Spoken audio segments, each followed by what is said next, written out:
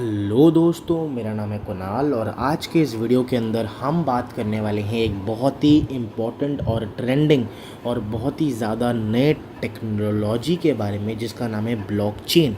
Blockchain technology के बारे में आज की वीडियो में हम डिस्कस करेंगे। बहुत सारे सेमेस्टर एग्ज़ाम्स में और स्पेशली इंजीनियरिंग बैकग्राउंड के जो सब्जेक्ट्स होते हैं, कंप्यूटर साइंस सब्जेक्ट होते हैं, उसमें ब्लॉकचेन जो है वो टेक्नोलॉजी एक सब्जेक्ट होता है और सेमेस्टर में ये जो है पूछा जाता है। मेरा इस वीडियो के थ्रू यही कोशिश रहेगा कि सेमेस्टर में आने वाले सारे कंसेप्ट्स को जो है मैं इस पर्टिकुलर वीडियो के अंदर कवर करूं और मैं आपको एक क्लियर आइडिया दे दूं ब्लॉकचेन क्या होता है और सारे रिलेटेड टॉपिक्स जितने भी हैं वो सारे हम डिस्कस कर पाएँ। ठीक है, तो आज की वीडियो में हम बात करेंगे ब्लॉकचेन क्या होता है। अलग अलग कंसेप्ट्स हम देखेंगे, जैसे एल्गोरिदम्स होते हैं, शा एल्गोरिदम होता है, MD5 एल्गोरिदम होता है, स्मार्ट कॉन्ट्रैक्ट के बारे में देखेंगे, हैशिंग क्या होता है देखेंगे। और जैसे जैसे वीडियो बढ़ता जाएगा वैसे वैसे जो है हम सारे कंसेप्ट्स को वन बाय वन समझने वाले हैं। वीडियो के नीचे दोस्तों इसी वीडियो का जो ये नोट्स है, डिजिटल नोट्स, वो आपको मैं प्रोवाइड कर दूंगा, जिससे जो है आप डिस्क्रिप्शन से उसका फ़ायदा उठा सकते हो और अपने सेमेस्टर में अच्छे मार्क्स स्कोर कर सकते हो। तो चलिए स्टार्ट करते हैं दोस्तों हमारा ब्लॉकचेन टेक्नोलॉजी। सबसे पहली बात तो ब्लॉकचेन होता क्या है। बेसिकली दोस्तों ब्लॉकचेन बेसिकली एक डिस्ट्रीब्यूटेड डिसेंट्रलाइज्ड डिजिटल लेजर होता है, जिसमें रिकॉर्ड्स का हमारे पास डिस्ट्रीब्यूटेड डिसेंट्रलाइज्ड डिजिटल लेजर है, जिसको हम ब्लॉक्स बोलते हैं, जो कि सिक्योरली लिंक्ड है एक दूसरे के साथ क्रिप्टोग्राफी के थ्रू। ठीक है, अब ब्लॉकचेन जो है वो एक डिसरप्टिव टेक्नोलॉजी है, जिसका मतलब न्यू टेक्नोलॉजी है और ये बहुत ही ज़्यादा दोस्तों फ़ायदेमंद है। इंडिया में इसका जो है जो चलन है वो बहुत कम है, बट हाँ बाहर के देशों में, बाहर की कंट्रीज़ में इसका बहुत ज़्यादा रोल है और बहुत ही ज़्यादा उम्दा ये जो है टेक्नोलॉजी होता है। बेसिकली दोस्तों ये जो है हमारे पास यहाँ पे ब्लॉकचेन टेक्नोलॉजी जो मैंने डिफ़ाइन किया वो 4 चीज़ों से मैंने डिफ़ाइन किया है ना। दैट इज़ बेसिकली लेजर का मतलब होता है रिकॉर्ड बुक। रिकॉर्ड बुक क्या होता है दोस्तों? रिकॉर्ड बुक का मतलब होता है जैसे बही खाता, जैसे हम लोग बोलते हैं, जहाँ पे आपने देखा होगा कि भाई जो दुकानदार होते हैं उनका प्रॉफिट लॉस वाला होता है कॉलम, है ना, बही खाता, वो लिखते हैं कितना सेल हुआ, कितना इस बार मार्जिन बना, ये सारे। वैसे ही ये एक रिकॉर्ड बुक है जिसमें हम डेटा को स्टोर करते हैं। ये जो है डिसेंट्रलाइज्ड होता है, इसका मतलब नो सिंगल पर्सन, कोई सिंगल पर्सन या फिर जो ऑर्गेनाइजेशन है वो इसको कंट्रोल नहीं करता। सब अपने अपने मालिक के, एवरी यूज़र जो है वो हमारे पास, उसके पास कंट्रोल होता है उस पर्टिकुलर जो भी डेटा का। फिर आता है डिस्ट्रीब्यूटेड क्या होता है? जो डेटा हम बेसिकली स्टोर कर रहे हैं ब्लॉकचेन के अंदर, वो मल्टीपल नोड्स या फिर नेटवर्क में जो है कॉपी उसकी जो है वो स्टोर होती है। तो इसका मतलब ये होता है कि अगर मैं एक नोड में छेड़खानी करता हूँ तो बाकी जो नोड्स हैं वो करप्ट हो सकती है और उसमें जो है हमारा डिसेंट्रलाइज जो डिस्ट्रीब्यूटेड नेटवर्क है वो बिगड़ सकता है। चौथा पॉइंट वेरी इंपॉर्टेंट पॉइंट है, दैट इज़ बेसिकली इम्यूटेबल होता है। इसका मतलब दोस्तों हम ब्लॉकचेन के अंदर अगर डेटा को स्टोर एक बार कर देते हैं तो उसके बाद उस डेटा को हम चेंज नहीं कर सकते, ऑल्टरेशन उसका नहीं कर सकते, क्योंकि अगर हम ऑल्टर करेंगे तो हमारा पूरा ब्लॉकचेन नेटवर्क जो है वो डिस्ट्रॉय हो जाएगा। ठीक है, तो अगर मान लो कि मैंने आपको बताया डिसेंट्रलाइज्ड सिस्टम है ब्लॉकचेन, है ना। अगर सेंट्रलाइज्ड होता तो डेटा म्यूटेबल होता, और डेटा म्यूटेबल का मतलब क्या होता है? डेटा जो है वो ऑल्टर कर सकते हैं। तो ये जो है गलत है, डेटा ऑल्टर होगा, इसका अंदर सिक्योरिटी कंसर्न्स हमारे पास आ जाएंगी। तो इसी वजह से जो दोस्तों हम क्या करने वाले हैं, यहाँ पे डिसेंट्रलाइज्ड नेटवर्क को हम ब्लॉकचेन बोलते हैं। तो बेसिकली हम फिर से रिपीट कर देता हूँ, blockchain is a distributed decentralized digital ledger of records, जो कि बेसिकली डेटा को स्टोर करता है एंड इम्यूटेबिलिटी उसमें होती है। तो डेटा जो है वो हमारे नेटवर्क में, कंप्यूटर्स में स्टोर होता है, नोड्स में, जो कि can not be easily altered, and security, transparency and immutability को ये जो है इंश्योर करता है। अब हम देखेंगे दोस्तों कि बेसिकली यहाँ पे ब्लॉकचेन में कैसे हमारे पास डेटा स्टोर होता है। जैसे मान लीजिए दोस्तों हमारे पास यहाँ पे ABCD ये 4 नोड हैं। ठीक है, अब इन चारों नोड्स में हमारे पास यहाँ पे कुछ डेटा होगा। अगर मान लो मैं D जो ब्लॉक है मेरा, उसमें मैं कुछ चेंजेस या फिर ऑल्ट्रेशन करता हूँ तो वो D जो डेटा है वो करप्ट हो गया। अब दोस्तों D का जो बेसिकली हैश, हम एक हैश वैल्यू डिफाइन करते हैं, वो हैश वैल्यू जो है वो C में प्रेजेंट होता है, C का हैश वैल्यू B में प्रेजेंट होता है, और A जो है क्योंकि वो पहला ही हमारा ब्लॉकचेन का ब्लॉक है, नोड है, तो उसको हम जेनेसिस ब्लॉक बोलते हैं, क्योंकि स्टार्टिंग होता है, उसमें किसी का प्रीवियस हैश वैल्यू नहीं होता। तो अगर मैं एक को चेंज करता हूँ तो बाकी सारे जितने भी हमारे नोड्स हैं उसमें करप्शन आ जाएगा, करप्ट हो जाएंगे वो, और सारे जो पूरा ब्लॉकचेन का नेटवर्क है वो हमारा डिस्ट्रॉय हो जाएगा। ठीक है, तो ये हमारा था यहाँ पे ब्लॉकचेन होता क्या है। और कैसे ये वर्क करता है, और 4 जो मेजर कंपोनेंट्स है, लेजर क्या होता है, डिसेंट्रलाइजेशन क्या होता है, डिस्ट्रीब्यूटेड क्या होता है, इम्यूटेबिलिटी क्या होता है, वो मैंने आपको एक्सप्लेन कर दिया है। ब्लॉकचेन का यूसेज कहाँ पे है, ब्लॉकचेन कहाँ कहाँ यूज़ होता है दोस्तों। ब्लॉकचेन जो है ट्रांजैक्शंस वगैरह अगर हम जो करते हैं उसको वेरीफाई करने के लिए, स्टोर करने के लिए हमारा डिसेंट्रलाइज्ड मैनर में हमारा यहाँ पे यूज़ होता है। फिर अगर दोस्तों हमें किसी प्रोसेस को ऑटोमेट करना है तो हम ऑटोमेट कर सकते हैं यूजिंग ब्लॉकचेन, और ब्लॉकचेन के अंदर हम स्मार्ट कॉन्ट्रैक्ट का यूज़ करते हैं चीज़ों को ऑटोमेट करने के लिए। फिर दोस्तों ब्लॉकचेन जो है वो बेसिकली ट्रांसपेरेंसी और ट्रेसेबिलिटी जो है वो प्रोवाइड करता है। तो इंडस्ट्री जैसे सप्लाई चेन वगैरह जो इंडस्ट्रीज़ होती हैं या फिर हेल्थ केयर इंडस्ट्री होता है उसमें ये ज़्यादा हमारे पास काम में आ सकता है। फिर क्रिप्टो करेंसीज जो है ब्लॉकचेन के द्वारा बन सकती है, जैसे बिटकॉइन और ईथरम हम पढ़ेंगे आगे, तो वो सारी चीज़ें बनती हैं। फिर आइडेंटिटी और सेंसिटिव डेटा को दोस्तों हम अगर सिक्योर करना चाहते हैं तब हमारा ब्लॉकचेन जो है वो काम में आता है। अब दोस्तों हम बात करेंगे कि ब्लॉकचेन का बेसिकली ओरिजिन क्या है। अब दोस्तों सबसे पहले बात तो 1991 में ब्लॉकचेन के बारे में जो सिक्योर चेन ऑफ ब्लॉक्स के बारे में एक बेसिकली पेपर इंट्रोड्यूस हुआ था, time stamp digital documents introduce हुआ था। Stuart Haber and W Scott, इन्होंने जो है ये बेसिकली एक बातचीत शुरू की थी, बट टेक्निकली वाइट पेपर में जो है सतोशी नाकामोटो, ये एक जापानीज साइंटिस्ट हैं जो कि बेसिकली ब्लॉकचेन के बारे में इन्होंने जो है बातचीत की थी। और फर्स्ट जो बिटकॉइन का इन्वेंशन जो है सतोशी नाकामोटो ने किया था। अब बिटकॉइन का इन्वेंशन जो है बेसिकली लिखा तो सतोशी नाकामोटो है, बट एज सच उन्होंने बेसिकली उनका जो पूरा आइडेंटिटी है वो अननोन है। तो इसलिए डोरियन नाकामोटो करके जो है सिमिलर प्रोफेशन में एक इंसान है, और हम ये प्रेडिक्ट कर रहे हैं कि जो सतोशी नाकामोटो है वो अपना आइडेंटिटी छुपा के बेसिकली डोरियन नाकामोटो यही इंसान है जिन्होंने बनाया था। तो अभी तक वो पता नहीं है, बट अगर कोई क्वेश्चन दोस्तों पूछा जाता है एग्ज़ाम में कि हु इन्वेंटेड द ब्लॉकचेन या who introduce the concept of blockchain, तो आपको दोस्तों सतोशी नाकामोटो का नाम लिख के आना है, ठीक है। अब बात करेंगे दोस्तों डेटा स्टोर कैसे होता है। मैंने आपको बताया था ब्लॉक्स। अब दोस्तों ये हमारे पास एक ब्लॉक होता है, इसमें दोस्तों एक ब्लॉक नंबर होता है जिसको ब्लॉक नंबर 0 1 2 3 ऐसे करके होता है, ठीक है। अब उसके बाद हर एक ब्लॉक में अपना डेटा होता है और प्रीवियस हैश का वैल्यू होता है और हैश वैल्यू होता है, ठीक है। उस पर्टिकुलर ब्लॉक का जो बेसिकली एक आइडेंटिटी होता है या फिंगरप्रिंट आप बोल सकते हो, उसको हम हैश वैल्यू बोलते हैं।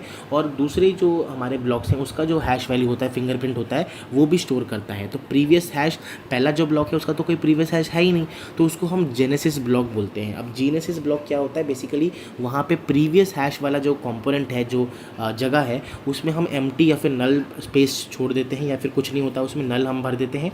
और जो आगे से ब्लॉक 1 में जो है वो हमारा प्रीवियस जो है वैल्यू जो है हमारा स्टोर होता है, और उस पर्टिकुलर ब्लॉक का भी हैश वैल्यू जो है, फिंगरप्रिंट जो है वो स्टोर होता है। तो ये बेसिक स्ट्रक्चर है एक ब्लॉकचेन के ब्लॉक का। इसमें हम एल्गोरिदम बेसिकली जो हैश वैल्यूज़ है वो कैसे निकलती है, हम अलग अलग एल्गोरिदम्स यूज़ करते हैं, हैशिंग टेक्निक्स यूज़ करते हैं, जैसे MD5 और SHA एल्गोरिदम जो कि हम आगे पढ़ने वाले हैं, उससे जो है हम ये हैश वैल्यूज़ को कैलकुलेट करते हैं। अब ये बहुत ही इंपॉर्टेंट एक कंसेप्ट है दोस्तों, that is data storage in blockchain. Blockchain जो है वो डिस्ट्रीब्यूटेड लेजर है ना, तो इसलिए मतलब एक ब्लॉक जो होता है वो उसमें 3 चीज़ों से लेकर बना होता है। एक होता है हेडर, फिर आता है हमारा डेटा, एंड थर्ड आता है हैश वैल्यू, ठीक है। अब एक एक करके हम पढ़ते हैं। सबसे पहला आता है ब्लॉक हेडर। ये दोस्तों हमारे पास हर एक ब्लॉक का जो है मेटा डेटा स्टोर करता है, Meta data about the block, जो कि ब्लॉकचेन को वेरीफाई करने के लिए, इंटीग्रिटी और बेसिकली सिक्योरिटी बढ़ाने के लिए यूज़ होता है। अब एक ब्लॉक हेडर के अंदर हमारे पास क्या क्या चीज़ें होती हैं। एक ब्लॉक वर्जन होता है जहाँ पे लिखा होता है कि आप जो सॉफ्टवेयर यूज़ कर रहे हो उसका वर्जन क्या है, जहाँ पे आप स्मार्ट कॉन्ट्रैक्ट डिप्लॉय कर रहे हो उसका वर्जन क्या है, रूल्स एंड रेगुलेशंस जो आप ब्लॉकचेन में यूज़ कर रहे हो वो हमारे पास क्या है, वो ब्लॉक वर्जन में बेसिकली मेंशन होता है। ब्लॉक नंबर, ये जो है basically position of the block बोल रहा है, चेन में कौन सी पोजीशन में, जैसे एरे में इंडेक्सिंग हम करते हैं तो आप ब्लॉक नंबर से वो इंडेक्सिंग आप जो है इन्फ्रेंस उसका ले सकते हो। फिर आता है टाइम स्टैम्प, जिस बेसिकली टाइम स्टैम्प में हम लिखते हैं जिस टाइम पे ये ब्लॉक जो है वो क्रिएट हुआ था, तो वो हमारे पास यहाँ पे टाइम स्टैम्प होता है। फिर आता है दोस्तों हमारा प्रीवियस ब्लॉक का जो हैश वैल्यू है, ये 256 बिट हैश वैल्यू होता है, जो कि प्रीवियस जो ब्लॉक है उसका जो है हमारे पास यहाँ पे हैश वैल्यू होता है। अगर मान लो कुछ भी ऑल्टरेशन होता है तो ये जो है हैश वैल्यू जो है वो ब्रेक होता है और पूरा चेन जो है वो टूट जाता है, इसीलिए इम्यूटेबिलिटी जो है बेसिकली हमारे पास इंश्योर करता है ये। फिर आता है मर्कल रूट। मर्कल रूट जो है दोस्तों हमारे पास, जो हम आगे पढ़ेंगे मर्कल ट्री क्या होता है, मर्कल ट्री का जो रूट नोड होता है ना, उसका जो हैश वैल्यू है उसको हम मर्कल रूट बोलते हैं, वो भी हमारा हेडर में स्टोर होता है। फिर नुआंसे होता है, बेसिकली एक रेंज ऑफ रैंडम वैल्यू होता है। जब हम प्रूफ ऑफ वर्क माइनिंग करते हैं तब ये जो है माइनस जो है वो एक वैलिड एक बेसिकली नंबर जो है वो जनरेट करते हैं, रेंज ऑफ वैल्यू जनरेट करते हैं, जो कि अपने माइनिंग के साथ ब्लॉकचेन माइनिंग में हमारा काम आता है। तो वो एक रैंडम वैल्यू है, आप सीधी सी बात है। फिर आता है टारगेट वैल्यू, जो कि बेसिकली कितना ये इंडिकेट करता है कितना ज़्यादा जो है एक ब्लॉक को माइन करने के लिए, बेसिकली ब्लॉकचेन का ब्लॉक बनाने में कितना ज़्यादा मेहनत लगा, एफर्ट लगा, वो हमारा टारगेट वैल्यू होता है। अब आता है दोस्तों body section. Basically body section में दोस्तों हमारे पास यहाँ पे पूरा डेटा होता है जो आप बेसिकली स्टोर करना चाहते हो, ट्रांजैक्शन डेटा हो गया या फिर कोई भी डेटा जो आप अपने ब्लॉक में स्टोर कर रहे हो, उसको हम ब्लॉक बॉडी बोलते हैं। फिर थर्ड आता है ब्लॉक हैश, जो कि एक हैश वैल्यू होता है उस पर्टिकुलर ब्लॉक का, ये एक यूनिक फिंगरप्रिंट होता है किसी भी ब्लॉक का, और अगर मैं एक भी बिट उसका चेंज करता हूँ तो पूरा ब्लॉक का जो पूरा ब्लॉक जो है वो चेंज हो जाता है, उसका हैश वैल्यू चेंज होता है, जिसको हम अवलांचे इफेक्ट भी बोलते हैं, ठीक है। और ये जो है बेसिकली हमारा रिप्रेजेंटेशन है एक पर्टिकुलर ब्लॉकचेन का, जो कि एक दूसरे से कनेक्टेड है। Header file basically hash of previous दिख रहे हो, तो ये कनेक्टेड है एक दूसरे से। यहाँ पे सारी कंपोनेंट जो मैंने आपको एक्सप्लेन किया है वो सारा लिखा हुआ है। अब मर्कल ट्री कुछ इस तरीके से होता है, उसका जो रूट वैल्यू है वो यहाँ पे स्टोर होता है हर एक इसमें। जो पहला ब्लॉक होता है उसको हम जेनेसिस ब्लॉक भी बोलते हैं, और ये होता है एक basic structure of the blockchain. अगर पूछ जाता है स्ट्रक्चर ऑफ ब्लॉकचेन बताइए, तो आपको ये सारी चीज़ें एक्सप्लेन करके आनी है। अब दोस्तों हम पढ़ते हैं पब्लिक वर्सेस प्राइवेट ब्लॉकचेन क्या होता है, ठीक है। तो पब्लिक ब्लॉकचेन और प्राइवेट ब्लॉकचेन, सबसे पहली बात तो जो पब्लिक ब्लॉकचेन होता है वो हमारे पास सबके लिए ओपन होता है, और सारे लोग जो है वो पार्टिसिपेट कर सकते हैं। माइनिंग बेसिकली डेटा माइनिंग नहीं करना, ब्लॉक माइनिंग जो होता है, ब्लॉकचेन बनाना होता है, वो कर सकते हैं। ये फुल्ली डिसेंट्रलाइज्ड होता है, इसका मतलब कोई सेंट्रल अथॉरिटी नहीं होता, सब लोग अपने अपने मालिक हैं। नो ऑर्गेनाइजेशन और कोई भी एक इंसान जो है वो इसको मैनेज नहीं कर रहा होता। सिक्योरिटी इसका बहुत ज़्यादा होता है, ठीक है। और बेसिकली क्योंकि सिक्योरिटी ज़्यादा है और डिसेंट्रलाइज बहुत ज़्यादा है, फुल्ली डिसेंट्रलाइज्ड है, तो इसमें जो ट्रांजैक्शंस है या फिर बेसिकली वैलिडेशंस बहुत ज़्यादा होती है। तो इस वजह से जो है ये जो ट्रांजैक्शन स्पीड है इसमें वो बहुत ज़्यादा थोड़ा स्लोअर होता है एज़ कम्पेयर टू हमारा प्राइवेट ब्लॉकचेन। ट्रांसपेरेंसी बहुत ज़्यादा होती है, क्योंकि जितना भी डेटा है वो सारे पार्टिसिपेंट्स के पास उसका कॉपी है, दैट इज़ डिस्ट्रीब्यूटेड है ऑल ओवर द नेटवर्क। इसी वजह से ट्रांसपेरेंसी बहुत ज़्यादा होती है। Examples of public blockchain is basically हमारे पास बिटकॉइन यानी ईथरम, हम आगे पढ़ेंगे। और इसका जो बेस्ट यूज़ है क्रिप्टो करेंसीज में हमारे पास होता है, या फिर डिसेंट्रलाइज्ड ऐप, डी ऐप्स जिसे बोलते हैं, वहाँ पे हमारे पास होता है। अब आता है प्राइवेट ब्लॉकचेन। प्राइवेट ब्लॉकचेन दोस्तों हमारे पास कुछ पर्टिकुलर पार्टिसिपेंट्स या फिर सिलेक्टेड ऑथोराइज पार्टिसिपेंट्स के लिए हमारे पास जो है वो होता है। इसमें जो है बेसिकली पार्शली सेंट्रलाइज्ड या फिर डिसेंट्रलाइज्ड होता है हमारे पास। कंसोर्टियम बेस्ड कंट्रोल यहाँ पे हमारे पास होता है। कंसोर्टियम बेसिकली हमारे पास जो होता है परमिशन्ड ब्लॉकचेन जो है उसका पार्ट होता है, इसको हम बोलते हैं, जहाँ पे हम बेसिकली डेमोक्रेटिकली जो है एक पर्टिकुलर मुद्दे में जो है वो हम लोग एग्री करते हैं, राइट। देन आता है फास्टर बेसिकली ट्रांजैक्शन स्पीड दोस्तों बहुत ज़्यादा फास्ट होता है, क्योंकि फ्यूअर वैलिडेशन जो है वो कम होती है, और ट्रांसपेरेंसी थोड़ा लिमिटेड होता है। जितने ऑथोराइज्ड पीपल है उन्हीं को ये जो है हमारा ट्रांसपेरेंसी होता है। इसके एग्जांपल बेसिकली हाइपरलेजर फैब्रिक होता है, आर्थिक कोडा होता है, और ये बैंकिंग, सप्लाई चेन वगैरह में इंटरनल एप्लीकेशंस में ज़्यादातर यूज़ होता है। अब दोस्तों हम देखते हैं the fundamental pillars of the blockchain technology. ये बेसिकली आप DIT से भी याद रख सकते हो, दैट इज़ बेसिकली सिक्योरिटी अलग से आएगा, बट या फिर SID-D इससे भी याद रख सकते हो। मैं आपको ये बोलूँगा आप 3 इसमें से याद रखो, that is basically decentralization, that is no central authority, every node has a copy of the ledger. And फिर आता है immutability, that is data can not be alter, deleted और एडेड। एक बार ऐड हो गया उसके बाद हम इसको डिलीट और उसको ऑल्टर नहीं कर सकते, चेंज नहीं कर सकते। फिर आता है ट्रांसपेरेंसी, बेसिकली सारे पार्टिसिपेंट्स जो है वो लेजर को देख सकते हैं, ठीक है। अब दोस्तों यहाँ पे applications, advantages and disadvantages of blockchain लिखा हुआ है। मैं आपको मेन पॉइंट्स बता रहा हूँ क्योंकि यहाँ पे सारे लिखा हुआ है। मेन चीज़ तो ये है कि हमारे पास एप्लीकेशंस पहले देख लेते हैं। Supply chain, banking, finance, crypto currencies में, हेल्थ केयर में, वोटिंग सिस्टम्स में, IoT एंड स्मार्ट डिवाइसेस में, हमारे पास डिजिटल आइडेंटिटी एंड सर्टिफिकेट्स में ब्लॉकचेन का एप्लीकेशंस है। एडवांटेजेस बेसिकली डिसेंट्रलाइजेशन, जो मैंने आपको बताया ना फंडामेंटल पिलर्स, वही जो है आप एडवांटेजेस में यूज़ कर सकते हो कि डिसेंट्रलाइज होता है, ट्रांसपेरेंसी, इम्यूटेबिलिटी, सिक्योरिटी है ना, टैम्पर प्रूफ होता है, ऑटोमेशन होता है, स्मार्ट कॉन्ट्रैक्ट्स के थ्रू फ्रॉड प्रिवेंशन हमारे में यूज़ होता है, बेसिकली फ्रॉड प्रिवेंट हम कर सकते हैं यूजिंग ब्लॉकचेन। फिर डिसएडवांटेजेस में दोस्तों स्केलेबिलिटी इशूज़ है ना, और बेसिकली स्लोअर ट्रांजैक्शंस यहाँ पे होती है, मैंने आपको बताया था पब्लिक ब्लॉकचेन में। और दोस्तों यहाँ पे स्टोरेज रिक्वायरमेंट बहुत ज़्यादा होता है। जैसे जैसे ब्लॉकचेन ग्रो होता रहता है, तो ब्लॉकचेन बेसिकली डेटा ही होता है ना, तो जैसे जैसे डेटा ग्रो होता जा रहा है वैसे वैसे स्टोरेज कैपेसिटी, स्टोरेज के रिक्वायरमेंट्स बढ़ती जा रही है, तो वो थोड़ा हमारा एक ड्रॉबैक है। रेगुलेटरी एंड लीगल अनसर्टिनिटीज़, दोस्तों ट्रस्ट करना बहुत ज़्यादा टफ हो जाता है, क्योंकि लोग जब अपना डेटा शेयर कर रहे हैं बेसिकली उनको ट्रस्ट होना चाहिए कि वो जहाँ रख रहे हैं, तो इसलिए गवर्नमेंट कुछ कुछ जो गवर्नमेंट्स है वो अथॉरिटी नहीं देती है। फिर प्राइवेसी कंसर्न्स होती है पब्लिक ब्लॉकचेन में, तो वो भी हमारा एक रहता है। अब दोस्तों कंसेंसस प्रोटोकॉल भी हम एक बार पढ़ लेते हैं क्या होता है। कंसेंसस प्रोटोकॉल दोस्तों, अगर कभी भी हम एक पर्टिकुलर पॉइंट ऑफ व्यू में, अगर हम सब लोग कॉमन पॉइंट ऑफ व्यू में अगर हम एक मत हो रहे हैं या फिर एक कॉमन पॉइंट ऑफ व्यू हमारा सब लोगों का होना, उसी को हम कंसेंसस बोलते हैं। अब कंसेंसस प्रोटोकॉल क्या होता है? बेसिकली कंसेंसस का मतलब होता है रजामंदी होना। किसी भी एक पर्टिकुलर टॉपिक के ऊपर हम सब अगर अग्री कर रहे हैं तो उसको हम कंसेंसस बोलते हैं। और ये जो है बेसिकली प्रोटोकॉल बेसिकली, क्योंकि एक चीज़ पे अग्री करना, आप पता ही होगा आपको, अगर आपके दोस्त हैं, अब सब लोग जो है हमारे पास दोस्ती के ग्रुप में क्या होता है कि भाई कोई कुछ बोल रहा होता है, कोई कुछ बोल रहा होता है, कोई अग्री नहीं होता। तो इसीलिए बहुत डिफिकल्ट है अचीव करना, स्पेशली ब्लॉकचेन के अंदर भी। तो ये इंग्लिश में वही चीज़ लिखा हुआ है, agreeing on a single version of the truth by all the peers of the blockchain network. तो ये कंसेंसस प्रोटोकॉल हमारे पास यहाँ पे होता है। ये दो टाइप की होती है। पहला आता है परमिशनलेस टाइप। बेसिकली यहाँ पे जो लीडर है वो रैंडमली हम इलेक्ट करते हैं, PRN इलेक्शन एल्गोरिदम हम यूज़ करके। यहाँ पे फुल्ली डिसेंट्रलाइज्ड सिस्टम हमारे पास होता है। अब परमिशन टाइप में क्या होता है? डेमोक्रेटिक होता है। परफॉर्म ये तभी अच्छा परफॉर्म करता है जब हमारे पास जो नंबर ऑफ नोड्स हैं ब्लॉकचेन के अंदर वो हमारा लिमिटेड हो, ठीक है। तो ये पार्शियली हमारे पास डिसेंट्रलाइज होता है। आप इसको ऐसे समझ सकते हो कि अगर मान लीजिए कि कोई कॉलेज है, उसमें हमारे पास आपके एक कॉलेज का जो आपका क्लास है उसमें अगर आपको क्लास रिप्रेजेंटेटिव चुनना है, तो एक हमारे पास तरीका है कि भाई जो HOD head of the department है आपके कॉलेज का, उसको कोई बच्चा बेसिकली पता हो और वो जो है बेसिकली क्या कर रहे हैं कि हाँ ये जो है पढ़ने में अच्छा है, एक्स्ट्रा करिकुलर एक्टिविटीज़ में अच्छा है और लीडरशिप क्वालिटीज़ है, तो ये जो है चूज़ करता है। जो HOD होते हैं कॉलेज के वो चूज़ कर लेते हैं। तो इसको हम परमिशन लेस बोलते हैं, जहाँ पे रैंडमली हम लीडर को इलेक्ट कर रहे हैं। बट परमिशन में हम डेमोक्रेटिक बेसिकली हम वोटिंग करते हैं एंड फिर जो है CR जो है क्लास रिप्रेजेंटेटिव उसको हम सिलेक्ट कर रहे हैं, राइट। अब दोस्तों हम पढ़ेंगे कि कंसेंसस प्रोटोकॉल के अंदर proof of work and proof of stake क्या होता है। दोस्तों प्रूफ ऑफ वर्क और प्रूफ ऑफ स्टेक बेसिकली हमारे पास दो प्रोटोकॉल्स हैं। किसके अंदर?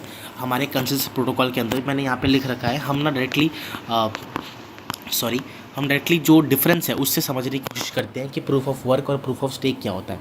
सबसे पहली बात तो प्रूफ ऑफ वर्क, जो भी माइनर्स होते हैं जो कि ब्लॉकचेन का ब्लॉक्स बनाते हैं, जब भी दोस्तों वो एक ब्लॉक सक्सेसफुली कंप्लीट या फिर बना लेते हैं ना, तो बेसिकली माइनर्स को जो है वो मेहनत करना पड़ता है, एफर्ट को जो है डालना पड़ता है ना। और उसी मेहनत की वजह से वो माइनर्स जो होते हैं, ब्लॉकचेन माइनर्स जो होते हैं, उनको एक रिवार्ड मिलता है और ट्रांजैक्शन फ़ीस जो है वो उनको मिलती है बेसिकली, ठीक है। हर एक ट्रांजैक्शन का फ़ीस उनको मिलता है। तो miners solve the complex mathematical puzzles to add a block and miners get block rewards, है ना।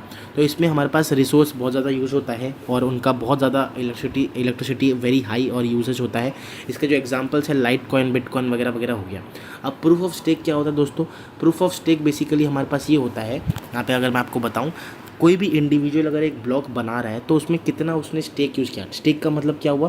बेसिकली नंबर ऑफ़ कॉइन्स जो उसने ब्लॉकचेन को बनाने में यूज़ किया, जो कि बेसिकली माइनिंग में हमारा यूज़ होता है। तो माइनिंग करने के चक्कर में उसने कितने कॉइन्स जो है यूज़ किए एक ब्लॉकचेन को बनाने के लिए। तो प्रूफ ऑफ स्टेक्स वही होता है, how many coins they stake और लॉकअप। वैलिडेटर्स जो है वो ट्रांजैक्शन फ़ीस जो है वो उनको मिलती हैं और स्टेकिंग रिवॉर्ड भी मिलता है। दो ही चीज़ें हैं बेसिकली, कंसेंसस प्रोटोकॉल जो है वो सेम ही है, बट हमारे पास वेरी इंपॉर्टेंट कंसेप्ट होता है प्रूफ ऑफ वर्क, कि माइनर्स को जो है complex mathematical problem puzzle solve करना पड़ता है एक ब्लॉक को ऐड करने के लिए। और प्रूफ ऑफ स्टेक क्या होता है? वैलिडेटर्स जो हैं बेसिकली जो माइनर्स हैं उनको कितने कॉइन्स जो है यूज़ करने पड़े पर्टिकुलर ब्लॉकचेन बनाने के लिए। तो यहाँ पे ईथरम हो गया, कार्डानो, पोल्काडॉट, ये सारे जो है एग्जाम्पल्स हैं इसके, ठीक है।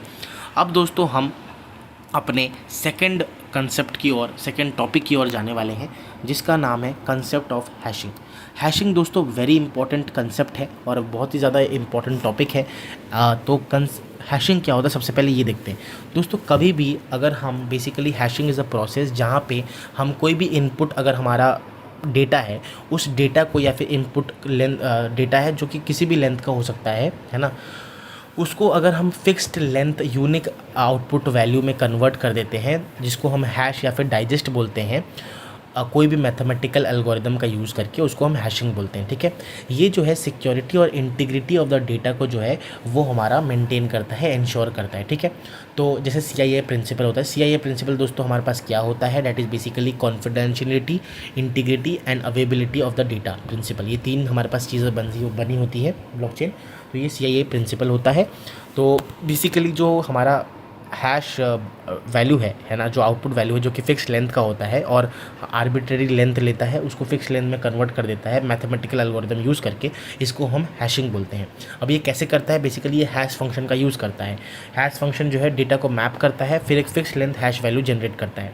डेटा इंटीग्रिटी और हमारा वेरिफिकेशन, पासवर्ड स्टोरेज, ब्लॉकचेन में हमारा इस्तेमाल होता है। ये प्रॉपर्टीज़ क्या होती हैं बेसिकली गुड हैश फंक्शन की, यही चीज़ मैं आपको बता रहा था। पहली चीज़ तो कि दोस्तों अगर किसी भी पर्टिकुलर इनपुट के लिए एक पर्टिकुलर जो हैशिंग टेक्निक है वो क्या कर रहा है, एक हैश वैल्यू जनरेट कर रहा है, तो उस डेटा इनपुट के लिए बार बार अगर आप करोगे तो सेम ही हमारे पास हैश वैल्यू आएगा। ऐसा नहीं कि आपने एक बार चेक किया, जनरेट किया तो हैश वैल्यू आ रही है, दूसरी बार किया तो उसी वर्ड का जो है हैश वैल्यू चेंज हो गया। Same input always produce the same hash, तो इसको डिटर्मिनिस्टिक हम लोग बोलते हैं। तो प्रॉपर्टीज़ जो है गुड हैश फंक्शन का, पहला तो वो डिटर्मिनिस्टिक होना चाहिए, फिक्स्ड साइज़ होना चाहिए, मतलब बेसिकली आउटपुट जो है वो फिक्स लेंथ का होता है। जैसे आगे हम पढ़ेंगे MD5 एल्गोरिदम आपको दिख रहा होगा नीचे, तो वो जैसे हमारे पास यहाँ पे 128 बिट का लेंथ का हमारा आउटपुट देता है। SHA-256 जो है वो 256 बिट का हमारा आउटपुट देता है। फिर आता है फास्ट कंप्यूटेशन हमारे पास होता है, इजी टू कंप्यूट होना चाहिए जो हमारा हैशिंग एल्गोरिदम है। कोलिजन रेजिस्टेंस होना चाहिए, बेसिकली दो इनपुट्स का सेम हैश वैल्यू नहीं होना चाहिए। अवलांचे इफेक्ट होना चाहिए, अगर मैं छोटा सा भी चेंज करता हूँ अपने इनपुट में तो पूरा जो हैश हमारा वैल्यू है वो हमारा बिग चेंज होना चाहिए उसके अंदर, ठीक है, तो उसको अवलांचे इफेक्ट बोलते हैं। फिर हमारा दोस्तों ये बेसिकली हैशिंग जो है ना वो एक वन वे फंक्शन होता है। इसका मतलब हम इसको हैश करके ना इनक्रिप्ट कर देंगे। बेसिकली हम इसको क्या करेंगे, अलग बेसिकली उसको एक फिक्स लेंथ पे ले आएंगे, हैश कर देंगे, हैश वैल्यू ले आएंगे उसका, ठीक है ना, बट उसको हम वापस से सेम ओरिजिनल टेक्स्ट की तरफ नहीं ले सकते हैं ना, hard to verify the data. और ये बेसिकली हमारे पास यहाँ पे डिकोडिंग टफ होती है, तो उसी को हम यहाँ पे लिखा है preimage resistance, hard to derive the input for the hash, ठीक है। तो हैश फंक्शन कोई भी वैल्यू जो है for a particular input same होता है, मैंने आपको बता दिया, डिटर्मिनिस्टिक बोलते हैं इसको। और ये जो है बेसिकली जो हैश होता है ना, हैश वैल्यू, वो वेरीफाई करने में कोई भी डेटा जो है वो टैम्पर्ड नहीं है, मॉडिफाइड नहीं हुआ, करप्ट नहीं हुआ, उसको वेरीफाई करने के लिए हम हैश वैल्यू का इस्तेमाल करते हैं, ठीक है। अब दोस्तों हम हैशिंग का सबसे पहला एल्गोरिदम पढ़ने वाले हैं जिसका नाम है MD5 एल्गोरिदम, जिसको हम मैसेज डाइजेस्ट 5 एल्गोरिदम बोलते हैं। ये जो है 1991 में दोस्तों रोनाल्ड रिवेस्ट करके एक हमारे बहुत ही ज़्यादा उम्दा रिसर्चर थे, उन्होंने जो है इसके बारे में पहली बार जो है प्रपोज़ किया था। दोस्तों ये क्या करता है, ये एक हैशिंग एल्गोरिदम है जो कि आर्बिट्री मैसेज का कोई भी बेसिकली लेंथ का कोई भी लेंथ हो सकता है उसका मैसेज लेता है और वो एक फिक्स्ड लेंथ आउटपुट को कन्वर्ट कर देता है। बेसिकली आउटपुट देता है फिक्स्ड लेंथ का, और वो फिक्स्ड लेंथ क्या है, in case of message digest 5 algorithm ये जो है 128 बिट का हैश वैल्यू देता है, जिसमें 32 हेक्साडेसिमल कैरेक्टर्स हमारे पास होती हैं, ठीक है। अब दोस्तों इसका जो प्रोसेस है हम आगे जो है पढ़ने वाले हैं उसमें हम इसको कवर करेंगे। मैं आपको ये पॉइंट बता दे रहा हूँ कि बेसिकली MD5 जो है उसमें 4 राउंड का ऑपरेशन हम करते हैं। क्या ऑपरेशन होता है वो आगे देखेंगे। इसमें 64 स्टेप्स होते हैं। अगर मैं MD4 की बात करूँ तो इसमें 3 राउंड का ऑपरेशन हम करते हैं जिसमें 48 स्टेप्स होते हैं। तो this is all about MD5 algorithm, ठीक है। तो ये था हमारा, और भी एल्गोरिदम से MD5 शाह, HAMC, रिपमेड, ये सारी चीज़ें हैं, बट वो हमारा इतना पढ़ने की जरूरत नहीं है, हम शाह एल्गोरिदम और पढ़ेंगे। दोस्तों ये चीज़ वहीं लिखी है, क्रिप्टोग्राफिक बेसिकली हमारा जो हैश फंक्शन होता है वो क्या करता है, डेटा को कन्वर्ट करता है फिक्स लेंथ में। MD5 उसका हमारे पास यहाँ पे एक एग्जाम्पल है, और MD5 का बेसिकली हमारे पास यहाँ पे एल्गोरिदम स्टेप डाउन एल्गोरिदम के की स्टेप्स जो हैं वो यहाँ पे लिखे हैं, जो कि मैंने आपको बताया कि मैं आगे आपको बताने वाला हूँ, ठीक है। अब आता है शाह एल्गोरिदम। क्या होता है दोस्तों, सिक्योर हैश फंक्शन एल्गोरिदम। ये जो है बेसिकली इसके बहुत सारे हमारे पास यहाँ पे एल्गोरिदम्स हैं। बेसिकली SHA-1 160 बिट का, फिर SHA-2 होता है, दैट इज़ 224, 256, 384 बिट का होता है, 512 बिट का होता है, फिर SHA-3 आता है।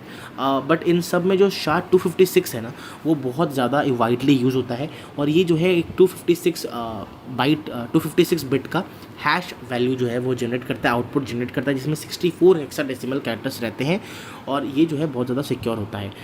इसमें भी कुछ स्टेप्स लिखे हुए हैं। बेसिकली हमारे पास यहाँ पे मल्टीपल 512 बिट्स के जो है मैसेज को हम पैड करेंगे, वो आगे हम देखेंगे बेसिकली कैसे करते हैं। फिर 8 हैश वेरिएबल्स हम डिफाइन करेंगे, 64 वर्ड को शेड्यूल करेंगे, 64 राउंड्स पर बिट वाइज ऑपरेशन करेंगे, और फिर अपडेट करते करते जो है हमें 256 बिट का एक डाइजेस्ट बेसिकली हैश वैल्यू मिलेगा। डाइजेस्ट का मतलब होता है हैश वैल्यू हमें मिल जाएगा, जिसको हम यूज़ करेंगे। अब दोस्तों आता है हमारा वेरी इंपॉर्टेंट कंसेप्ट जिसको हम लोग बोलते हैं 100% क्वेश्चन आने की संभावना ये है, इसको हम बोलते हैं जावा क्रिप्टोग्राफी आर्किटेक्चर, जिसे हम लोग JCA फ्रेमवर्क भी बोलते हैं।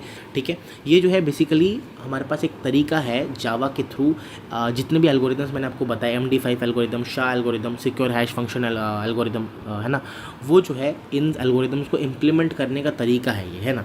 तो basically the Java cryptography architecture is a framework in Java that provides a set of classes and APIs for security and cryptographic operations. ये जो है डेवलपर को hash data encrypt and decrypt करने में यूज़ होता है, डेटा को hash करने के लिए using MD5 algorithm, SHA algorithm, है ना, और डिजिटल सिग्नेचर्स को जो है वेरीफाई करने के लिए, सर्टिफिकेट्स को मैनेज करने के लिए हमारे पास यूज़ होता है। अब यहाँ पे वही चीज़ है, JCA के अंदर बेसिकली मैसेज डाइजेस्ट क्लास को अगर हम यूज़ करेंगे, यूज़ करके we find the hash value of any input using the MD5 algorithm. अब कैसे करते हैं, यहाँ पे दोस्तों यूज़ करने के लिए यहाँ पे जो 5 मेन चीज़ें लिखी हुई हैं, जो क्लासेस है जो हम यूज़ करेंगे। बेसिकली सबसे पहले हम लोग अगर मैसेज डाइजेस्ट क्लास हम लोग सबसे पहले यूज़ करते हैं जो कि हैशिंग फंक्शनैलिटी प्रोवाइड करती है। फिर इसमें हम क्या करते हैं, message digest get instance algorithm का नाम बेसिकली SHA या फिर MD5 जो कि बेसिकली एक मैसेज डाइजेस्ट ऑब्जेक्ट को रिटर्न करता है। फिर हम जो है अपने बेसिकली हैश वैल्यू को कंप्यूट करते हैं यूजिंग डाइजेस्ट बाइट। फिर उसको हम जो है बेसिकली जो स्ट्रिंग है उसको हम बाइट्स में कन्वर्ट करते हैं, गेट बाइट्स करके। फिर उसको फॉर्मेट करते हैं हेक्साडेसिमल स्ट्रिंग में यूजिंग स्ट्रिंग फॉर्मेट। ठीक है, ये हमारा एल्गोरिदम लिखा हुआ है JCA का। मैं आपको डायरेक्ट कोड से आपको बताने की कोशिश करता हूँ कैसे जो है हम MD5 एल्गोरिदम का यूज़ करके, एक वर्ड है USR, उसको USAR, उसको हम कैसे जो है अपना कन्वर्ट कर सकते हैं basically using the JCA algorithm. सबसे पहले दोस्तों हम जावा सिक्योरिटी मैसेज डाइजेस्ट जो क्लास है उसको हम कॉल करेंगे, इंपोर्ट करेंगे, और बाकी एक्सेप्शन के लिए हम लोग जो है Java security no such algorithm exception को जो है यहाँ पे इंपोर्ट कर लेंगे। ये जो है एक्सेप्शन हैंडलिंग होता है दोस्तों, कोई भी अगर माल फंक्शनिंग होता है या फिर वल्नरेबिलिटीज़ आते हैं हमारे कोड के अंदर, है ना, तो फिर जो है वो ट्राई कैच में अगर हम डाल देंगे तो बेसिकली वो चीज़ अवॉइड की जा सकती है। अब दोस्तों सबसे पहली बात तो जावा में हम लिख रहे हैं तो सबसे पहले हम एक क्लास बनाएंगे MD5 हैश एग्जाम्पल करके, मैंने नॉर्मल बना दिया। और इसमें जो है basically public static, basically access modifier होता है पब्लिक स्टैटिक। एक्सेस मॉडिफायर हमने पब्लिक लिया क्योंकि यहाँ पर आपको पब्लिकली जो है वो करना पड़ेगा यहाँ पर, जिससे जो है आप हैश वैल्यूज़ को ये कर पाओ, फेच कर पाओ, राइट। अब दोस्तों आता है हमारे पास स्ट्रिंग इनपुट हमने लिया USR, है ना, जो हमें कन्वर्ट करना था। अब जो है दोस्तों मैंने क्या किया, यहाँ पे मैसेज डाइजेस्ट MD करके मैंने यहाँ पे एक इंस्टेंस बनाया, जिसमें दोस्तों मैं क्या कर रहा हूँ, यहाँ पे आप देख सकते हो रिटर्न करता है मैसेज डाइजेस्ट ऑब्जेक्ट को, है ना। मैसेज डाइजेस्ट जो है ऑब्जेक्ट को ये रिटर्न करता है, और इसमें मैंने MD5 एल्गोरिदम जो है एल्गोरिदम का नाम MD5 लिख दिया, क्रिएट द MD5 इंस्टेंस, ठीक है ना। उसके बाद दोस्तों मैंने क्या किया, इनपुट को बाइट्स में कन्वर्ट किया। बेसिकली इनपुट को बाइट्स में कन्वर्ट करने के लिए बाइट हैश बाइट्स करके उसको मैंने स्टोर किया MD.digest करके, और गेट बाइट्स, है ना, तो हैश वैल्यू मैंने जनरेट कर दिया। अब दोस्तों मैं बाइट्स को जो है क्या कर रहा हूँ, हेक्साडेसिमल फॉर्मेट में कन्वर्ट कर दे रहा हूँ। तो ये कन्वर्ट करने के बाद वापस यहाँ पे मैं क्या कर रहा हूँ, हमारा एल्गोरिदम ख़त्म हो जाता है। अब यहाँ पे मैं इनपुट जो लिया था उसको प्रिंट कर रहा हूँ, और जो MD हैश वैल्यू आता है उसको मैं प्रिंट कर रहा हूँ। MD5 का जो हैश वैल्यू हमने कन्वर्ट किया है उसको प्रिंट कर रहा हूँ। अगर मान लो कुछ एरर आता है दोस्तों तो हम यहाँ पे मैसेज एरर को हैंडल कर रहे हैं तो वो अलग चीज़ होगी। तो this is all about the JCA algorithm. This is very important algorithm जहाँ पे हम कर रहे हैं। अब दोस्तों यही चीज़ अगर मैं SHA-256 में करता हूँ तो क्या करना पड़ेगा, सारा कोड सेम रहेगा, है ना, सारा कोड सेम रहेगा। यहाँ पे देख सकते हो 128 बिट का फिक्स लेंथ आउटपुट हमें मिल गया, है ना। बट यहाँ पे अगर मैं SHA-256 लगा रहा हूँ सारा कोड सेम रहेगा, जस्ट तो बस यहाँ पे मैसेज गेट इंस्टेंस में SHA-256 एल्गोरिदम को हमें यहाँ पे जो है मेंशन करना है। वहाँ पे MD5 किया था, यहाँ पे SHA-256 करना है, जिससे आप SHA-256 के थ्रू एल्गोरिदम यूज़ करके आप जो है मैसेज को ये करो, यहाँ पे आपको 256 बिट्स का जो है आउटपुट यहाँ पे मिलेगा, ठीक है। अब यही चीज़ दोस्तों अगर हम पाइथन में इंप्लीमेंट करेंगे तो बहुत ज़्यादा इजी हो जाता है। देख सकते हो यहाँ पे एक हैश लाइब्रेरी होता है जो कि पाइथन में हम इंपोर्ट करते हैं, और MD5 हमने लिखा hashlib.md5। हैशलिब जो है वो लाइब्रेरी या फिर मॉड्यूल का नाम है, और MD5 जो है वो एल्गोरिदम है। फिर हम जो है हेलो को जो है वो कन्वर्ट कर रहे हैं, हेलो को किस में, अपने हैश वैल्यू में, और हैश वैल्यू को फिर हेक्साडेसिमल में कन्वर्ट कर दे रहे हैं, तो वो हमारे पास एक ही लाइन में ख़त्म हो गया। फिर SHA-256 लगाने के लिए MD5 की जगह SHA-256 लगा दो तो वो हो गया हमारे पास। So this is all about कि भाई हमारे पास कैसे पाइथन में या फिर जावा में JCA हमारे पास कैसे सेम चीज़ कर सकता है, that is Java cryptographic architecture, ठीक है। अब दोस्तों हमारे पास आता है और एक नया और इम्पोर्टेंट सा कंसेप्ट जिसका नाम है smart contracts. What are the smart contract? सबसे पहली बात तो स्मार्ट कॉन्ट्रैक्ट दोस्तों ऐसे प्रोग्राम्स होती हैं जो कि इथेरियम ब्लॉकचेन के ऊपर रन करती है। अब इथेरियम दोस्तों क्या होता है? इथेरियम इज़ बेसिकली हमारे पास एक फ्रेमवर्क है, क्रिप्टो करेंसी, जहाँ पे पूरा ब्लॉकचेन जो है बेसिकली ब्लॉकचेन बेस्ड हमारा क्रिप्टो करेंसी होता है, जहाँ पे स्मार्ट कॉन्ट्रैक्ट लिखी जाती है, राइट। अब दोस्तों स्मार्ट कॉन्ट्रैक्ट क्या होता है? ये एक प्रोग्राम होता है, सेल्फ एग्जीक्यूटिंग प्रोग्राम होता है, जिसमें हम कुछ रूल्स एंड कंडीशंस किसी एग्रीमेंट के ऊपर जो है रूल्स एंड रेगुलेशंस और कंडीशंस को लिख देते हैं। इसमें हम रूल्स को डिफाइन करते हैं, रेगुलेशन को डिफाइन करते हैं, और टर्म्स एंड कंडीशंस को डिफाइन करते हैं, स्पेसिफिकेशंस को डिफाइन करते हैं, है ना। एंड बेसिकली उसको क्या करते हैं, हम एनफोर्स करते हैं कोड के थ्रू, एनफोर्स करते हैं उसको, रन कर ऑटोमेटिकली रन करता है वो, जो जब भी ये रूल्स हमारे पास फुलफिल होते हैं वो ऑटोमेटिकली रन हो जाता है। अब की पॉइंट्स क्या है दोस्तों कि बेसिकली ब्लॉकचेन नोड्स जो है वो can not be altered after the deployment of the smart contract. ये जो है हमारे पास जो स्मार्ट कॉन्ट्रैक्ट है, सबसे पहला जो हमारे पास स्मार्ट कॉन्ट्रैक्ट लिखा गया था वो Nick Szabo, this is a very important researcher, जो निक ज़ाबो थे, उन्होंने डिजिटल वेंडिंग मशीन के ऊपर जो है फर्स्ट पर्सन थे जिन्होंने एक्सप्लोर किया था स्मार्ट कॉन्ट्रैक्ट को, है ना। और स्मार्ट कॉन्ट्रैक्ट बेसिकली ना सेट ऑफ रूल्स होती हैं, रेगुलेशंस होता है कि अगर ये होगा तो आपको कुछ भी हो जाए ब्लॉकचेन के ऊपर, आपको ये कर देना है, या आपको ये ऑटोमेटिकली कोड को एग्जीक्यूट करना है, ठीक है। लैंग्वेज जो जिससे हम स्मार्ट कॉन्ट्रैक्ट लिखते हैं basically that is basically solidity करके लैंग्वेज होता है, एंड वाइपर करके लैंग्वेज होता है, और मैक्सिमम साइज़ जो होता है किसी भी स्मार्ट कॉन्ट्रैक्ट का वो 12 KB के अराउंड हमारे पास यहाँ पे होता है। What are the characteristics of the smart contract? Basically ये डिसेंट्रलाइज्ड होता है, इम्यूटेबल होता है, ट्रांसपेरेंट होता है, trustless, no need to for a trusted third party, secure होता है, जो क्योंकि ब्लॉकचेन हम यूज़ कर रहे हैं यहाँ पे। डिसेंट्रलाइज मैंने आपको बता दिया था, no single authority, code can not be change. हाँ, एक बार हमने दोस्तों स्मार्ट कॉन्ट्रैक्ट को डिप्लॉय कर दिया, उसके बाद मैं कुछ भी चेंज नहीं कर सकता उसमें। एक बार हमने जो है basically can't be deleted by default, irreversible होता है हमारा स्मार्ट कॉन्ट्रैक्ट। एक बार डिप्लॉय हो गया उसके बाद मैं उसको जो है ऑल्टर नहीं कर सकता, है ना, तो इम्यूटेबल होता है हमारे पास। मैंने वेंडिंग मशीन का आपको बता दिया, निक ज़ाबो ने पहली बार इसने किया था। एप्लीकेशंस क्या है स्मार्ट कॉन्ट्रैक्ट की? Finance, supply chain, health care, real estate, voting, NFT that is non fungible tokens हमारे पास होता है वहाँ पे। ये सारी जो है हमारे पास एप्लीकेशंस है हमारे पास किसकी? स्मार्ट कॉन्ट्रैक्ट की। अब दोस्तों इसके ऊपर एक बेसिकली स्मार्ट कॉन्ट्रैक्ट का एग्रीमेंट हुआ था, उसके ऊपर एक फ्रेमवर्क है दैट इज़ बोस्का करके, है ना। तो Bosca is basically blockchain oriented smart contract agreement, जो कि स्ट्रक्चर्ड फ्रेमवर्क या फिर मॉडल है जो कि मैनेज करता है और क्रिएट करता है स्मार्ट कॉन्ट्रैक्ट्स को, ठीक है। So it focuses on standardizing the way of smart contracts are written, verified and enforce. जो की पॉइंट्स है बोस्का जो है फुल फॉर्म है blockchain oriented smart contract agreement का। बोस्का जो है वो कॉन्ट्रैक्ट को ब्लॉकचेन डेटा के साथ डायरेक्टली लिंक करता है, पहली चीज़। दूसरा ये कि जो कॉन्ट्रैक्ट है वो डिफाइन होती है rules, rights, duties and penalty. जैसे आप मान सकते हो इसको एक टाइप ऑफ कॉन्स्टिट्यूशन, जैसे बहुत सारे रूल्स एंड रेगुलेशंस लिखी हुई हैं, तो किस तरीके से जो है एक स्मार्ट कॉन्ट्रैक्ट को लिखना चाहिए, कैसे वेरीफाई होगा स्मार्ट कॉन्ट्रैक्ट, है ना, कैसे एनफोर्स करेंगे हम स्मार्ट कॉन्ट्रैक्ट को, एक स्टैंडर्डाइज वे है, इसको हम उसका बोलते हैं ना। और बग्स और वल्नरेबिलिटीज़ को जो है ये रिड्यूस करता है बाई एनहांसिंग द सिक्योरिटी, है ना।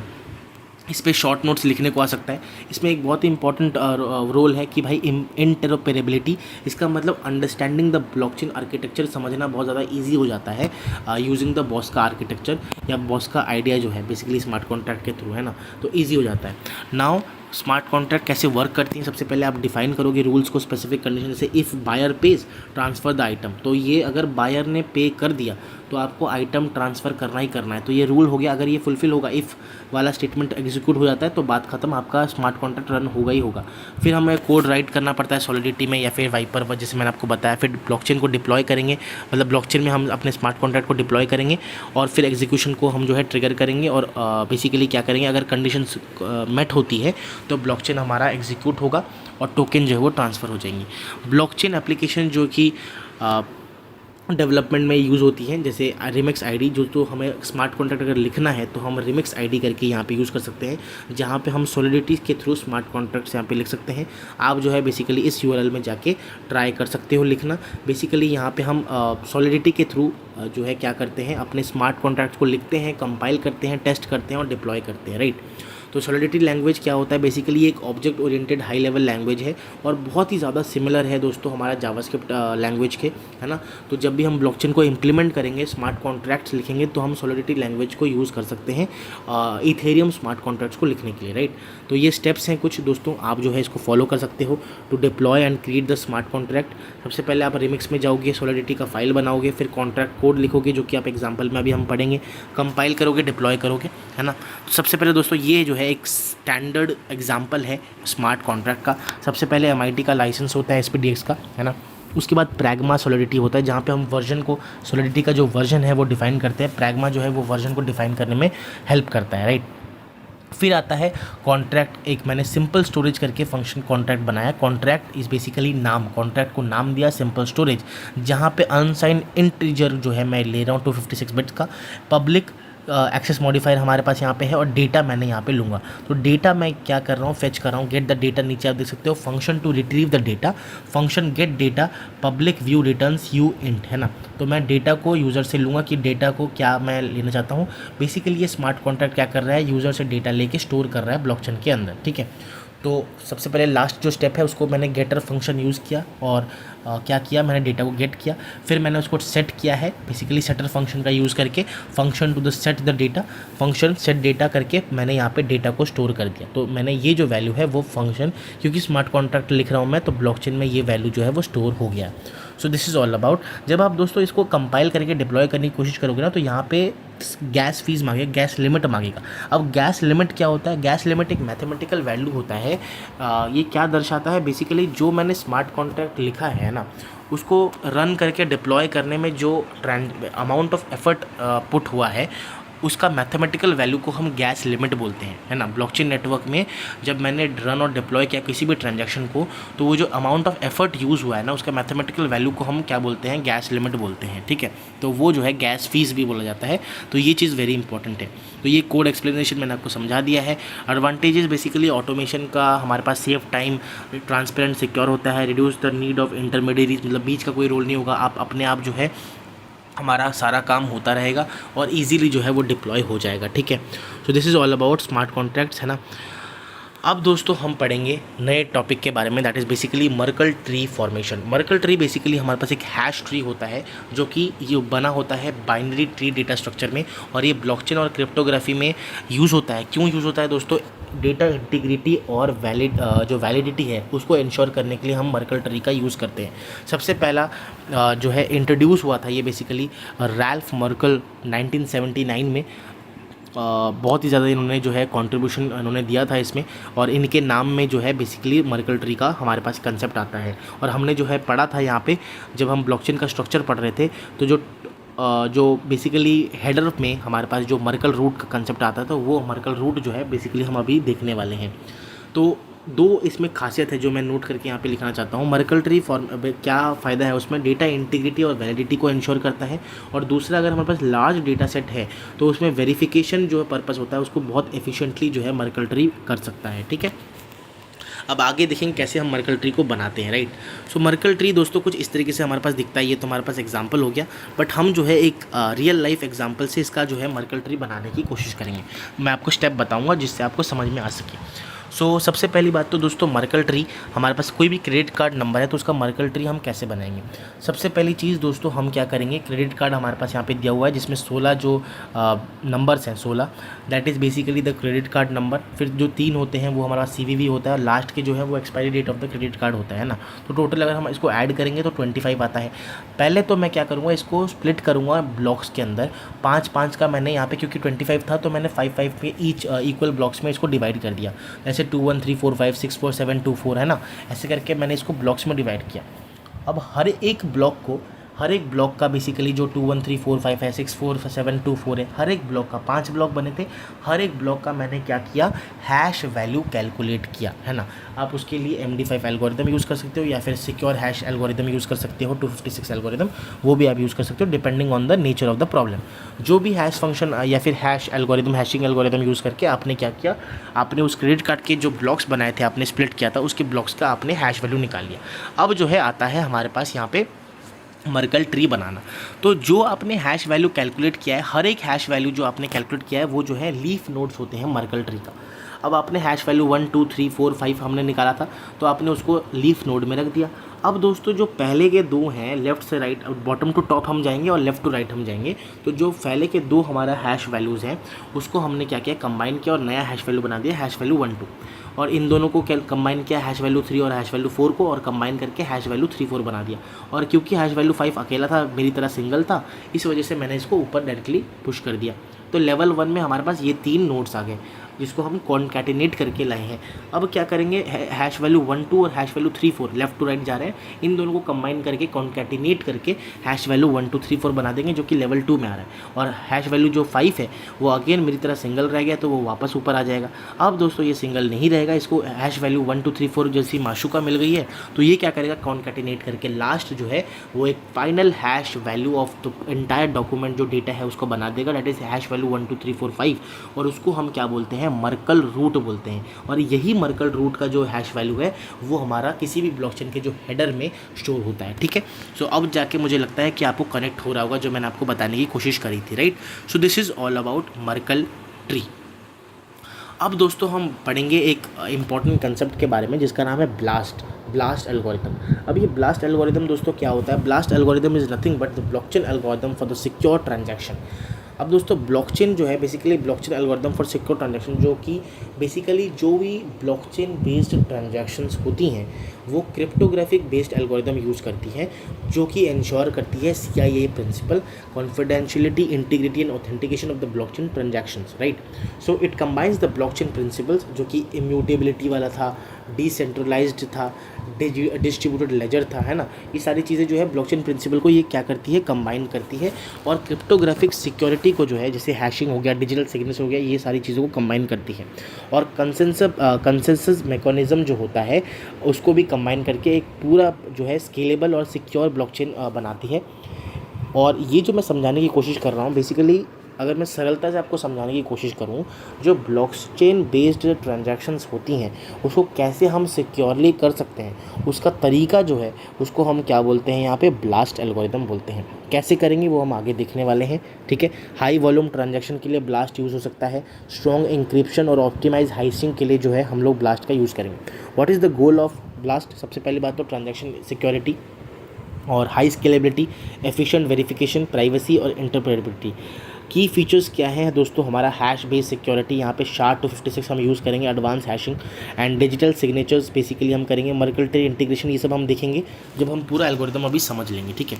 यहाँ पे जो है basically advantages and disadvantages of blast लिखी हुई हैं। जो मेन आपको पॉइंट्स है वो मैं आपको बता दे रहा हूँ। बेसिकली सबसे पहली बात तो हाई सिक्योरिटी होता है, क्योंकि हम ब्लॉकचेन बेस्ड एल्गोरिथम है फॉर सिक्योर ट्रांजैक्शंस, तो इस वजह से वो बहुत ज़्यादा सिक्योर होता है।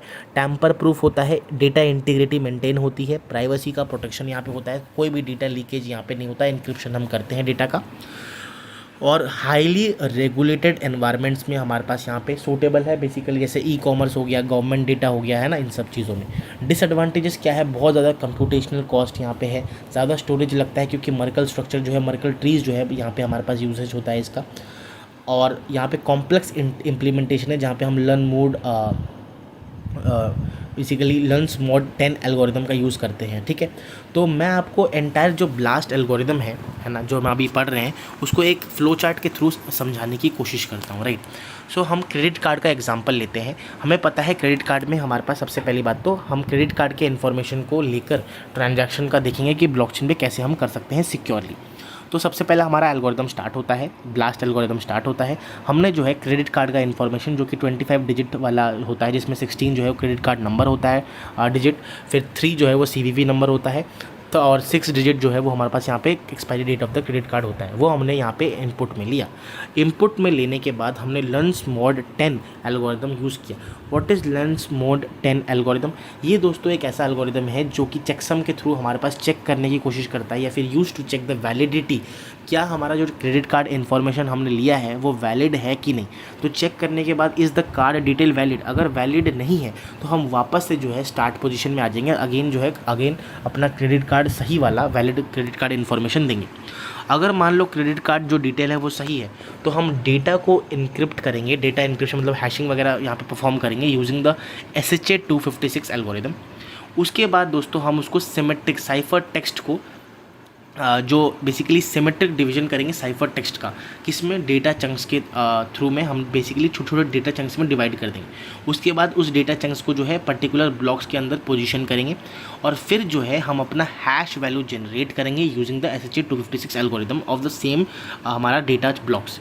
उसके बाद दोस्तों जब हैश वैल्यू जनरेट हो गया तो ये जो है रेडी हो जाता है ब्लॉकचेन को ब्लॉक्स में मतलब बेसिकली ब्लॉकचेन बनाने के लिए, और हम पूरा ब्लॉकचेन इकोसिस्टम यहाँ पे बनाते हैं और फिर स्टॉप हो जाता है हमारा algorithm, right. So this is the entire process of the blast algorithm. और यहाँ पे जो बेसिकली मैंने आपको बताया था लन-मोड-स्टेन एल्गोरिदम, ये बेसिकली हमारा ऐसा एल्गोरिदम है जो कि वैलिडेट करने में यूज़ होता है the variety of the identification number, mainly credit card number में हमारे पास यूज़ होता है। ये स्टेप्स लिखी हुई हैं जो कि ज़्यादा इंपॉर्टेंट नहीं है, तो मैं इसको बेसिकली ड्रॉप कर सकता हूँ, ये ज़्यादा इंपॉर्टेंट नहीं है बिल्कुल आपके सेमेस्टर के लिए, बट आपके लिए नोट्स में मैंने रख दिया है जिससे आप एक बार इसको गो थ्रू करके समझ सको, राइट। यहाँ पे एक कंसेप्ट लिखा हुआ है हैशिंग का। बेसिकली हैशिंग यहाँ पे आपको याद रखना है दोस्तों, एक वन वे प्रोसेस होता है। हम बेसिकली यहाँ पे एनक्रिप्ट कर सकते हैं, डिक्रिप्ट नहीं कर सकते, डीकोड नहीं कर सकते ओरिजिनल टेक्स्ट को। डिटर्मिनिस्टिक होता है, इसका मतलब सेम इनपुट के लिए सेम हैश वैल्यू होता है। अवलांच इफेक्ट हमारे पास होता है, थोड़ा सा भी अगर हम चेंज करेंगे दोस्तों तो बिग इफेक्ट आ जाएगा हमारे हैश वैल्यू के अंदर, और फास्ट कंप्यूटेशन को ये जो है सपोर्ट करता है। अब दोस्तों जो मैंने आपको यहाँ पे ब्लास्ट समझाया था पूरा algorithm as a flow chart, वो दोस्तों यहाँ पे मैं आपको कोड यहाँ पे मैंने लाया हूँ। एक एक करके थोड़ा सा कोड को भी हम देख लेंगे कि इम्प्लीमेंटेशन ऑफ द ब्लास्ट कैसे होता है। सबसे पहले बात दोस्तों, हम यहाँ पे एक ब्लॉक सी करके जो है पैकेज हम इंपोर्ट कर रहे हैं, जिससे जो ये बेसिकली ये जो कोड है वो ये ब्लॉक सी करके एक पैकेज है, वहाँ पे ये जो है हमारे पास बिलोंग करता है। अब यहाँ पे हम एरे लिस्ट करके जावा का यूटिल पैकेज से हम जो है एरे लिस्ट को इंपोर्ट कर रहे हैं क्लास को, जिससे हम जो है रीसाइजेबल लिस्ट को स्टोर कर पाएँ डेटा के अंदर, ठीक है। उसके बाद दोस्तों यूटिल क्लास होता है जो मेन क्लास होता है हमारे पास, ठीक है। उसके बाद दोस्तों हम क्या बना रहे हैं, यहाँ पे एक main public class access modifier हम पब्लिक यूज़ कर रहे हैं, जहाँ पे हम noob chain number of block chain वाला एक क्लास हम यहाँ पे क्या कर रहे हैं, बना रहे हैं, ठीक है।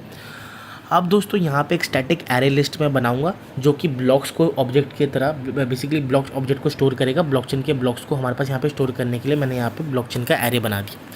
और यहाँ पे मैं क्या कर रहा हूँ, सबसे पहली बात तो इंटीजर वेरिएबल मैं डिफाइन करके मेन जो चीज़ मैं यहाँ पे कर रहा हूँ वो मैं आपको समझाने की कोशिश करता हूँ। सबसे पहली चीज़ तो यहाँ पे मैंने str1 मैंने किया, the first argument credit card number 1, argument 0 index में हम लोग यहाँ पे ले रहे हैं, जिसमें हम 16 डिजिट का जो क्रेडिट कार्ड नंबर है वो ले रहे हैं। फिर अब str2 में जो है वो आर्गूमेंट 1 ले रहे हैं, बेसिकली जो CVV नंबर है वो ले रहे हैं। एंड str3 में जो है बेसिकली हम थर्ड आर्गूमेंट ले रहे हैं जो कि एक्सपायरी डेट होता है हमारे क्रेडिट कार्ड नंबर का, ठीक है, वो हमने ले लिया। अब इन तीनों चीज़ों को हमने क्या किया, एक एक करके हमने system.out.println करके प्रिंट कर दिया। द कार्ड नंबर इज़ ऐसे, CVV इज़ इतना, and received expiry date of the card is इतना। फिर दोस्तों मैं इन तीनों जो वैल्यूज़ हैं, तीनों वैल्यूज़ को मैं एक ही स्ट्रिंग में कॉन्कैटिनेट कर दूंगा। स्ट्रिंग 4 उसको नाम दे दिया मैंने, तो कंबाइन करके स्ट्रिंग 1 स्ट्रिंग 2 स्ट्रिंग 3, और मैंने उसका लेंथ जो है स्ट्रिंग 4 का वो कैलकुलेट कर दिया। तो उसको मैं प्रिंट करा दूंगा कि जो लेंथ है हमारे पास 25 आ रहा है, 25 आना चाहिए। अब दोस्तों हम क्या करेंगे, लन-मोड-10 एल्गोरिदम यूज़ करेंगे। बेसिकली यहाँ पर ये मैंने कमेंट कर दिया है क्योंकि भाई ये जो है बेसिकली लन-मोड एल्गोरिदम है जो कि चेक करेगा कि हमारा जो कार्ड है वो वैलिड है कि नहीं। तो यहाँ पे ऑलरेडी एक प्री डिफाइंड हमारे पास यहाँ पे क्लास है बेसिकली लन-मोड एल्गो करके, यहाँ पे हम str4 को पास करेंगे। अगर CC वैलिड है, फॉल्स है, CC वैलिड अगर फॉल्स है तो invalid card print error and throw the exception. अगर नहीं else if the card passes the check, तो अगर मान लो कार्ड कर देता है मतलब बेसिकली हमारा कार्ड वैलिड है तो हम वैलिड मैसेज को प्रिंट करेंगे, ठीक है। अब दोस्तों यहाँ पे हमारे पास अगर मान लो रिसीव करते हैं कार्ड नंबर इज़ वैलिड, तो अब जो है दोस्तों हम ब्लॉकचेन का क्रिएशन करेंगे क्योंकि हमारा कार्ड वैलिड हो गया। अब हम हैशिंग और ब्लॉकचेन का क्रिएशन करेंगे, इनक्रिप्शन करेंगे। तो ब्लॉक जेनेसिस ब्लॉक सबसे पहला हम ब्लॉक दोस्तों यहाँ पे बनाएंगे, it is the first block in the blockchain with the card data, ठीक है, जिसमें हम दोस्तों str4 का जो 0 इंडेक्स है वो बेसिकली हम 0 उसमें जो ब्लॉकचेन नंबर है वो 0 हम यहाँ पे str4 पास करके रख देंगे। फिर हम जेनेसिस ब्लॉक को अपने ब्लॉकचेन के अंदर ऐड करेंगे। फिर सेकंड ब्लॉक बनाएंगे सिमिलर तरीके से, जिसमें हम जेनेसिस ब्लॉक का जो हैश वैल्यू है उसको यहाँ पे पास कर देंगे, ठीक है। न्यू डेटा देंगे अपने सेकंड ब्लॉक का, और जो जेनेसिस ब्लॉक है उसका डेटा पास करेंगे क्योंकि प्रीवियस हैश भी चाहिए होता है हेडर ब्लॉक में, हेडर बॉडी में, ठीक है। फिर हम बेसिकली थर्ड बनाएंगे। ऐसे करते करते थर्ड ब्लॉक हमने बना दिया। फिर हम लास्ट में दोस्तों क्या कर रहे हैं, थर्ड ब्लॉक का हैश भी हमने पास किया था। फिर हमने दोस्तों क्या किया, एंटायर ब्लॉकचेन का साइज़ को यहाँ पे मैंने प्रिंट कर दिया, total number of blocks in the blockchain, उसका ब्लॉकचेन का साइज़ हमने प्रिंट किया। अब दोस्तों इस पूरे एल्गोरिदम में अगर कोई भी एरर आता है तो यहाँ पे हमने एक्सेप्शन कैच, ट्राई कैच में करते हैं दोस्तों, वल्नरेबिलिटी से बचने के लिए।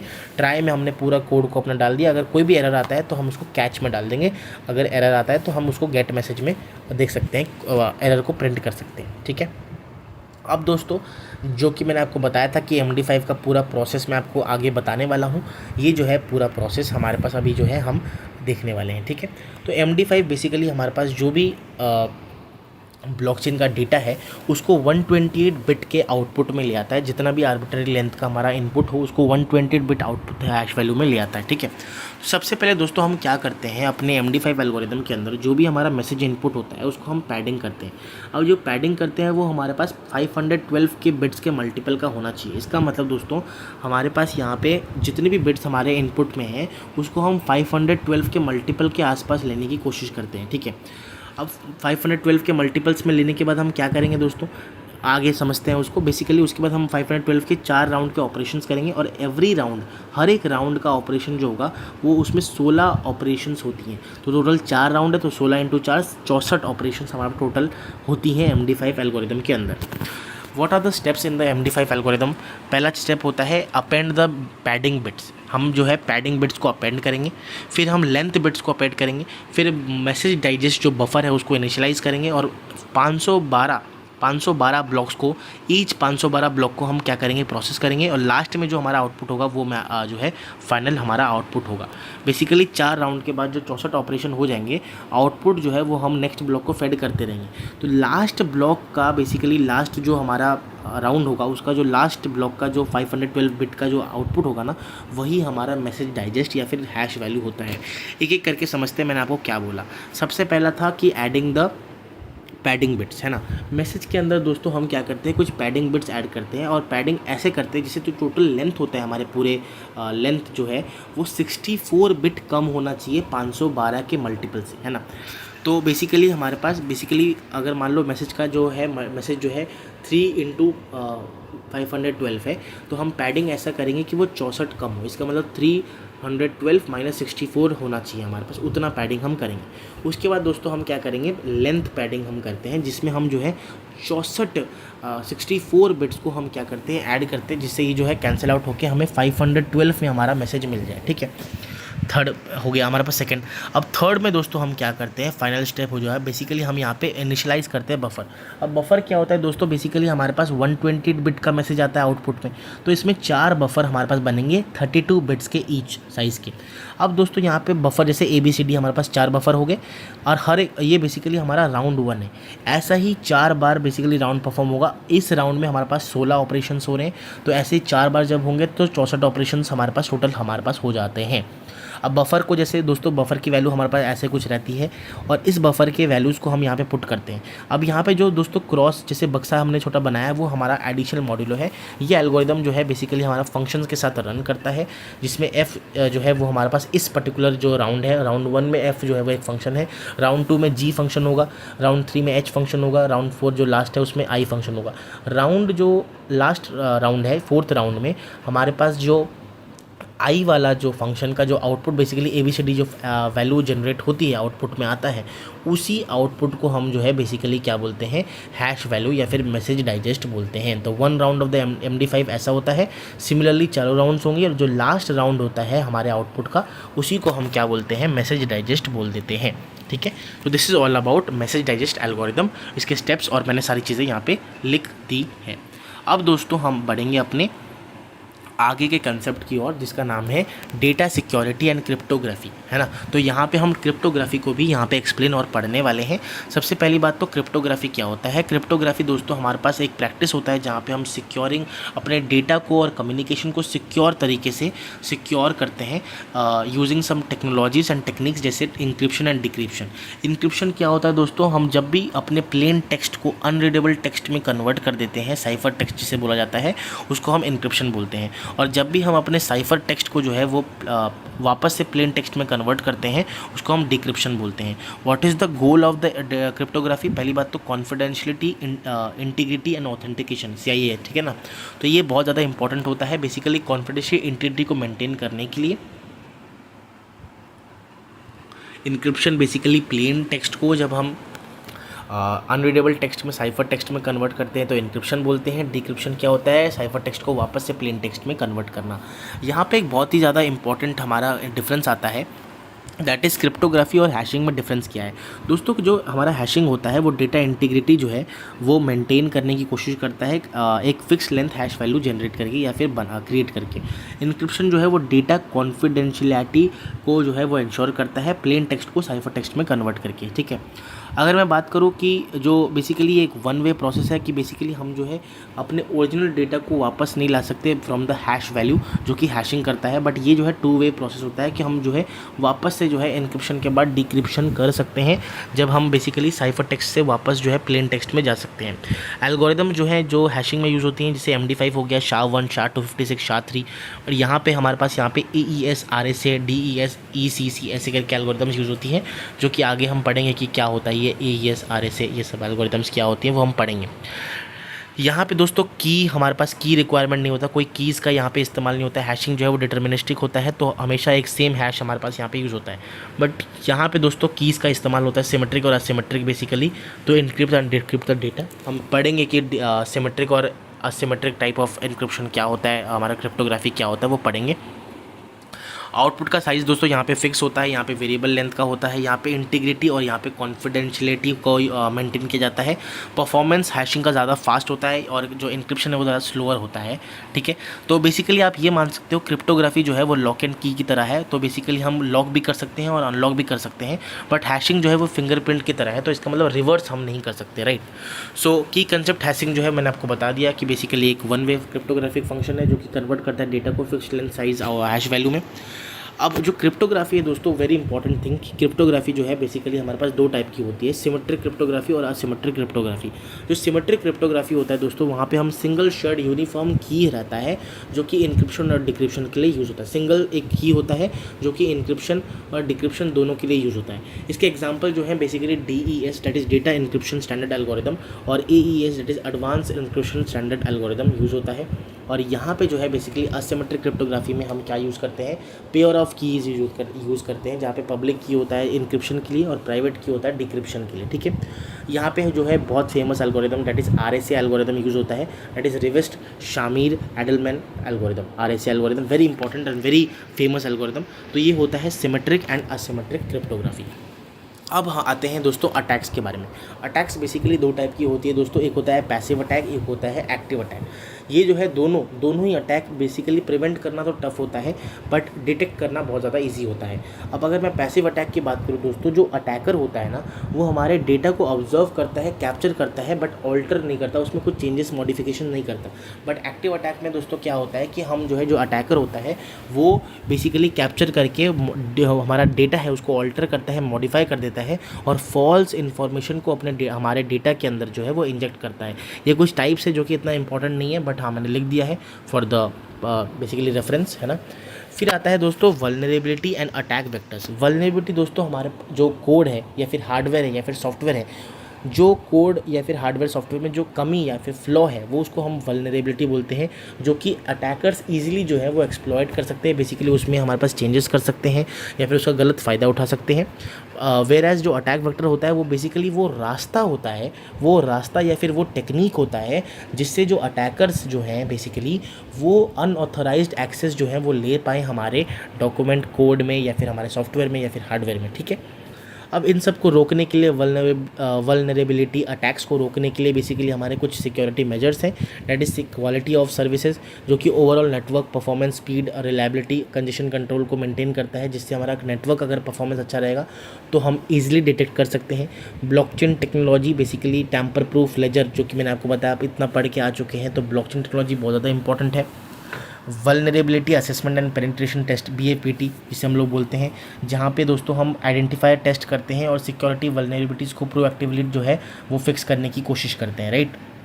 तो ये हमारा मैंने लिख दिया वही चीज़ यहाँ पे इमेज में। हाँ, यहाँ पे एक चीज़ था कि बेसिकली एक एग्जांपल है सीजर साइफ़र करके, उनका जो बेसिकली यहाँ पे एग्जांपल होता है कि बेसिकली हम प्लेन टेक्स्ट को कैसे साइफ़र टेक्स्ट में कन्वर्ट करते हैं। यहाँ पे सबसे ईजी तरीका जो होता है, हम यहाँ पे +3 ऐड करके कर देते हैं। जैसे इंडिया दोस्तों यहाँ पे लिखा है, तो इंडिया में हम +3 ऐड करेंगे, तो जैसे ABCDEFGHI, आई के बाद +3 करूँगा तो JKL, तो JKL थर्ड जो है वो हमारे पास L होता है। तो वैसे करके +3 करके हम जो है प्लेन टेक्स्ट को एक साइफ़र टेक्स्ट में, कुछ समझ नहीं आ रहा बट अगर हम -3 करेंगे तो वापस हम अपने डिक्रिप्ट कर देंगे। तो बेसिकली INDIA और से LQGLO जाना जो होता है वो उसको हम इनक्रिप्शन बोलते हैं, और वापस से LQGLO से इंडिया तक जाना बेसिकली उसको हम डिक्रिप्शन बोलते हैं। ठीक है, तो this is a simple process of हमारे पास पूरा एक encryption and decryption in basically cryptography. ठीक है, सॉरी। एंड दोस्तों अब जो है यहाँ पे मैंने आपके लिए बेसिकली पूरा हमारे आज का जो वीडियो है वो यहीं पे समाप्त होता है, जहाँ पे मैंने सारे जो है कुछ असाइनमेंट्स आप लोगों के लिए यहाँ पे रखा हुआ है, जहाँ पे मैंने बहुत सारी जो कॉमन टॉपिक्स हैं बेसिकली जो ये सारे हमने कवर कर लिया है, बट यहाँ पे मैंने आंसर्स लिख रखे हैं। ये सारे जो है हमारे क्वेश्चंस हैं, असाइनमेंट है, जो कि दोस्तों आप ट्राई कर सकते हो। और यहाँ पे मैं बेसिकली दोस्तों क्या करूँगा कि आपको ये पूरा PDF जो है वो दे दूँगा, जिससे आप वो सारे क्वेश्चंस को ट्राई कर सकते हो, है ना। सो दोस्तों यही था हमारा पूरा ब्लॉकचेन टेक्नोलॉजी, जिसमें हमने पूरा ब्लॉकचेन का जितने भी इंपॉर्टेंट कंसेप्ट्स हैं उसको हमने डिस्कस करने की कोशिश करी है। अब दोस्तों कुछ टॉपिक अगर रह जाता है उसको हम पार्ट 2 में, अगर जो टॉपिक्स इंपॉर्टेंट और ज़्यादा डिटेल मांगता है उसको हम जो है पार्ट 2 ऑफ द वीडियो में जो है वो मैं लाने की कोशिश करूँगा। मैं उम्मीद करता हूँ आज की वीडियो में आपको कुछ ना कुछ नया सीखने को मिला होगा, कुछ ना कुछ नया जानने को मिला होगा, और अपने सेमेस्टर एग्ज़ाम में लिखने के लिए आपको पूरा जो है कंटेंट इस वीडियो के थ्रू मैं देने की कोशिश कर पा रहा हूँ, है ना। सो मैं उम्मीद करता हूँ दोस्तों आपको आज का वीडियो पसंद और मज़ा आया होगा पूरे वीडियो में। ये 1 घंटे में दोस्तों मैंने ट्राई किया है कि मैं जितना एक कंसाइज वे में पूरा ब्लॉकचेन का जितना कंटेंट है जो कि थ्योरेटिकल है, ऑफ कोर्स हम यहाँ पे कोडिंग नहीं कर रहे हैं, मैं मुझे पता है, बट वही चीज़ है कि ब्लॉकचेन का जो कंसेप्ट है जो कि सेमेस्टर एग्ज़ाम्स लिखने में, क्योंकि ये सीरीज़ भी सेमेस्टर एग्ज़ाम्स के लिए है, तो सेमेस्टर एग्ज़ाम में अच्छा लिखने के लिए, अच्छा करने के लिए जितना ज़रूरी है कंटेंट वो मैं देने की यहाँ पर कोशिश कर रहा हूँ, राइट। सो दोस्तों मैं उम्मीद करता हूँ आपको इस वीडियो से कुछ ना कुछ फ़ायदा हुआ होगा ज़रूर ना ज़रूर, और इसीलिए मैं आपसे ये एक छोटा सा निवेदन करना चाहूँगा कि आप प्लीज़ अपने दोस्तों के साथ इस वीडियो को शेयर कीजिए, अपने कॉलेज ग्रुप्स, अपने व्हाट्सएप ग्रुप्स में ये जो है वीडियो शेयर कीजिए, जिससे उनका भी फ़ायदा हो सके अपने सेमेस्टर एग्ज़ाम्स को लिखने के लिए। एंड सारे नोट्स जो हैं दोस्तों वो मैं इसी वीडियो के नीचे डिस्क्रिप्शन में प्रोवाइड कर दूँगा, आप वहाँ से बेसिकली लिंक से इसको एक्सेस कर सकते हो, पढ़ सकते हो, और एनालाइज करके अच्छे से बना के मस्त आंसर लिख सकते हो अपने सेमेस्टर एग्ज़ाम्स में, राइट। दोस्तों मेरा यही उम्मीद है आगे मैं और भी ऐसे सेमेस्टर ओरिएंटेड जो सब्जेक्ट्स के टॉपिक्स हैं वो मैं लाने की बहुत ज़्यादा कोशिश करूँगा। मैं उम्मीद करता हूँ आपको ये सीरीज़ जो है वो पसंद आ रहा है। आपको कोई भी फीडबैक देना है, कुछ नया अगर आपको बेसिकली चाहिए, तो please make sure to comment down below this video, या फिर आप टेलीग्राम चैनल ज्वाइन कर सकते हो, जिसका लिंक जो है वो आपको इसी वीडियो के नीचे मिल जाएगा। वहाँ से मैं बेसिकली नोट्स वगैरह अपलोड करते रहता हूँ, कुछ अपडेट वगैरह जो होता है वो मैं देते रहता हूँ, स्टडी मटेरियल शेयर करता रहता हूँ। तो make sure to join the Telegram channel जल्दी से, और वहाँ पे आप कोई भी डाउट है आप वहाँ पूछ सकते हो, कोई फीडबैक देना है, कुछ इम्प्रूवमेंट चाहिए, वो जो है दोस्तों आप जो है वीडियो के नीचे और टेलीग्राम चैनल में दोनों में आप पोस्ट कर सकते हो। और इसी के साथ दोस्तों मैं उम्मीद करता हूँ आपको मज़ा आया होगा। Please hit the like button right away right now. हम मिलेंगे ऐसी एक धमाकेदार सब्जेक्ट के टॉपिक के साथ और मज़े से पढ़ेंगे। तब तक के लिए thank you so very much, bye bye.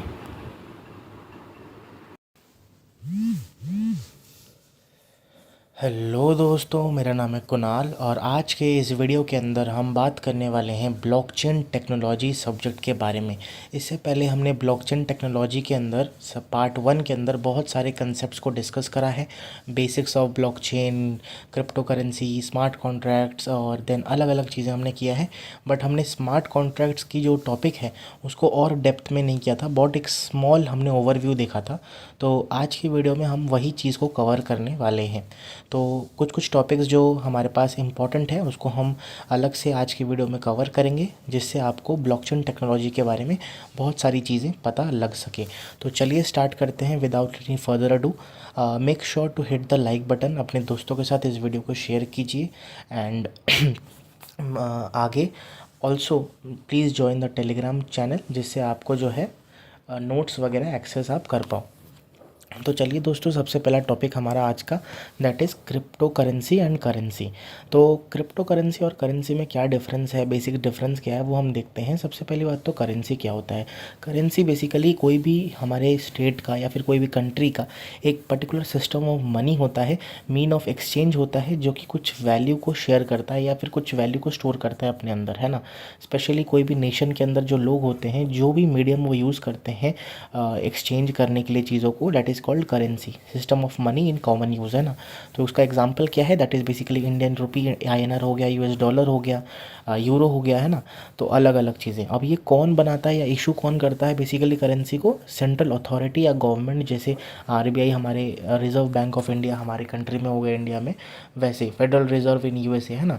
तो वो जो है इशू करती है कोई सेंट्रल अथॉरिटी या फिर कोई गवर्नमेंट। अब इसका फॉर्म बेसिकली ये फिजिकल भी हो सकता है, डिजिटल भी हो सकता है, जैसे हम ऑनलाइन नेट बैंकिंग करते हैं या फिर UPI करते हैं, तो ये डिजिटल भी हो सकता है। बट क्रिप्टो करेंसी इससे थोड़ा अलग है। बट क्रिप्टो करेंसी से जाने से पहले हम देख लेते हैं what are the characteristics of currency. सबसे पहली बात तो मीडियम ऑफ एक्सचेंज है, हम इसको यूज़ करते हैं बाय या फिर कुछ खरीदने बेचने के लिए चीज़ों को। फिर कुछ वैल्यू को ये स्टोर करता है बेसिकली, अगर हम कुछ चीज़ें बेसिकली उससे ख़रीदते हैं, हमेशा उसका जो है प्राइस बढ़ेगा ही, कमेगा नहीं, या तो इक्वल रहेगा। यूनिट ऑफ अकाउंट बेसिकली कुछ चीज़ों को कंपेयर या फिर बेसिकली मेजर करने के लिए। ड्यूरेबिलिटी हमेशा लास्ट अ लॉन्ग टाइम, बहुत दिनों तक ये इसकी बेसिकली ये रहता है। Portability, easy to carry, easy to transfer, can be divided into smaller unit, जैसे 1 रुपये जो है 100 पैसा होता है तो हम डिवाइड कर सकते हैं। यूनिफॉर्मिटी होती है और एक्सेप्टेबल होता है, पूरा जो है सोसाइटी एक्सेप्ट करती है ना। बट अगर मैं बात करूँ क्रिप्टो करेंसी की, तो क्रिप्टो करेंसी बेसिकली इससे थोड़ा सा अलग है। दैट इज़ अ डिजिटल और virtual currency that uses cryptography, that is called encryption and security, for security, and operates on a decentralized blockchain network, है ना। क्रिप्टो करेंसी क्या है दोस्तों, क्रिप्टो करेंसी एक डिजिटल वर्चुअल करेंसी है। क्या बोला मैंने, क्रिप्टो करेंसी बेसिकली डिजिटल या फिर वर्चुअल करेंसी है, जो कि क्रिप्टोग्राफी या फिर हैशिंग जो है यूज़ करती है सिक्योरिटी के लिए, और एक ब्लॉकचेन डिसेंट्रलाइज नेटवर्क में जो है ऑपरेट करती है। जैसे Bitcoin, Ethereum, Ripple, Litecoin, Dogecoin, है ना। ये सारी चीज़ें जो है क्रिप्टो करेंसी का पार्ट है या क्रिप्टो करेंसीज़ हैं। What are the characteristics of crypto currency. सबसे पहली चीज़, not control by any central bank और गवर्नमेंट। सिक्योर होता है क्योंकि हम यहाँ पे क्रिप्टोग्राफिक हैशिंग या फिर क्रिप्टोग्राफिक एल्गोरिदम्स का यूज़ करते हैं, सिक्योर ट्रांजैक्शंस होती हैं। डिजिटल होता है, कोई भी फिजिकल कॉइन्स या नोट्स यहाँ पे नहीं होती, पूरा इलेक्ट्रॉनिक होता है। ग्लोबल होता है, कहीं भी कहीं से आप जो है ट्रांजैक्शंस कर सकते हो without any currency conversion. Transparent होता है, इम्यूटेबल होता है, अगर हमने एक बार रिकॉर्ड कर लिया ट्रांजैक्शन को तो ना ही वो ऑल्टर हो सकता है, डिलीट हो सकता है, कुछ भी नहीं हो सकता। लिमिटेड सप्लाई होता है बेसिकली, तो बहुत सारे क्रिप्टो करेंसी जैसे बिटकॉइन है उस पर एक लिमिट सेट किया गया है कि इससे ज़्यादा जो है, एक फिक्स लिमिट है कि इससे ज़्यादा जो है आप ट्रांजैक्शंस नहीं कर पाते। That is for bitcoin 21 million bitcoin तक आप जो है ट्रांजैक्शंस कर सकते हो। What are the key differences between currency and crypto currency, यहाँ पे आप देख सकते हो, जो कि मैंने एक्सप्लेन किया। इशूड बाय सेंट्रल बैंक या गवर्नमेंट, डिसेंट्रलाइज होता है, प्योरली डिजिटल होता है, ये नोट्स और कॉइन्स होती हैं। रेगुलेटेड होता है, ये अनरेगुलेटेड होता है। Basically transaction speed hours to day हो सकता है डिपेंडिंग ऑन द बॉर्डर, है ना। और अगर मैं क्रिप्टो करेंसी की बात करूँ तो सेकेंड्स या मिनट्स में हम जो है ट्रांजैक्शंस कर सकते हैं। सिक्योरिटी बेसिकली डिपेंड करता है किस ऑर्गेनाइजेशन को सपोर्ट कर रहे हो करेंसी के अंदर, बट क्रिप्टो करेंसी जो है वो सिक्योर होता है क्रिप्टोग्राफिक एल्गोरिदम्स को लेकर, ठीक है। नेक्स्ट आता है क्रिप्टो करेंसी के अंदर जो हमने चीज़ें पढ़ी, that is Bitcoin and Ethereum. Bitcoin क्या होता है, BTC, दैट इज़ बेसिकली एक अनोनिमस पर्सन था, दैट इज़ सतोशी नाकामोटो। 2009 में इन्होंने बिटकॉइन इंट्रोड्यूस किया, इन्वेंट किया था, बट इन्होंने अपना जो है आइडेंटिटी छुपाया। तो हम एक अनुमान लगा रहे हैं कि सतोशी नाकामोटो बेसिकली एक जापानीज़ साइंटिस्ट डोरियन नाकामोटो जो है वो रिजेंबल करते हैं सतोशी नाकामोटो को। तो डोरियन नाकामोटो जो है कहा जाता है कि वही जो है सतोशी नाकामोटो है, बट इन्होंने जो है अपनी आइडेंटिटी रिवील नहीं करी है, तो हमें एक एनोनिमस पर्सन या ग्रुप को ही दर्शाना पड़ता है। But we assume that Satoshi Nakamoto 2009 में बिटकॉइन इंट्रोड्यूस करते हैं। बेसिकली एक peer to peer digital cash system, peer to peer digital cash system बनाने के लिए विदाउट बैंक्स बिटकॉइन बनाया गया था, जिससे हम जो है बैंक्स के ऊपर डिपेंडेंट ना होकर एक पीयर मतलब एक से नोड से दूसरे नोड जो है हम डिजिटल कैश सिस्टम मतलब ट्रांजैक्शंस को अफोर्ड कर पाएँ। इन्होंने बेसिकली एक सप्लाई बेसिकली एक लिमिट लगा दिया था कि इतना बिटकॉइंस आप कर सकते हो, that is basically 21 million bitcoins hard capped हमारे पास यहाँ पे हुआ था। तो ब्लॉकचेन डिसेंट्रलाइज्ड टेक्नोलॉजी यहाँ पे यूज़ होती है। और ब्लॉक टाइम बेसिकली हमारा 10 मिनट्स का होता है बिटकॉइन के लिए। कंसेशन मैकेनिज्म जो हम यूज़ करते हैं प्रूफ ऑफ वर्क होता है। अब ये कंसेंसस मैकेनिज्म क्या होता है वो हम आगे हम पढ़ने वाले हैं। माइनिंग रिवार्ड, अगर बेसिकली हम एक ब्लॉक को माइन करेंगे तो बिटकॉइन अगर हम 3.125 बिटकॉइन जो है हमें मिलता है एज़ पर 2024, यही था, आगे हो सकता है कुछ चेंजेस हो, है ना। और digital payment investment store of value के लिए हम जो है बिटकॉइन का यूज़ करते हैं, ठीक है ना। जैसे अगर मान लो कोई एलिस है, वो 0.5 बिटकॉइन बॉब को सेंड करना चाहता है, तो सबसे पहले जो ट्रांजैक्शन है वो बिटकॉइन में नेटवर्क में ब्रॉडकास्ट होगा। फिर माइनर्स जो है उस पर्टिकुलर जो ट्रांजैक्शन है उसको माइन करेंगे या फिर बेसिकली वेरीफाई करेंगे। फिर उसके बाद जब हम उस ब्लॉक को ऐड करेंगे तो परमानेंटली वो जो ट्रांजैक्शन है वो ब्लॉकचेन नेटवर्क के ऊपर जो है रिकॉर्ड हो जाएगा लेजर के अंदर। सेकंड चीज़ है ईथरम।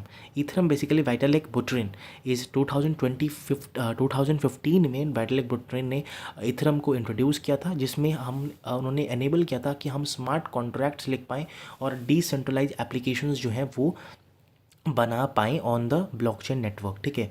तो बेसिकली ब्लॉकचेन हम इथरम ब्लॉकचेन यूज़ करते हैं, जिसे प्रोग्रामेबल ब्लॉकचेन भी बोलते हैं। यहाँ पे जो टोकन्स का हम यूज़ करते हैं, नॉन फंजिबल टोकन्स हो गया या फिर DAO decentralize autonomous organizations smart contracts को रन करने के लिए, उसको एग्जीक्यूट करने के लिए इसका ब्लॉक टाइम जो है वो 12 सेकंड्स का होता है। जैसे बिटकॉइन में 10 मिनट का था, ये 12 सेकंड्स का है।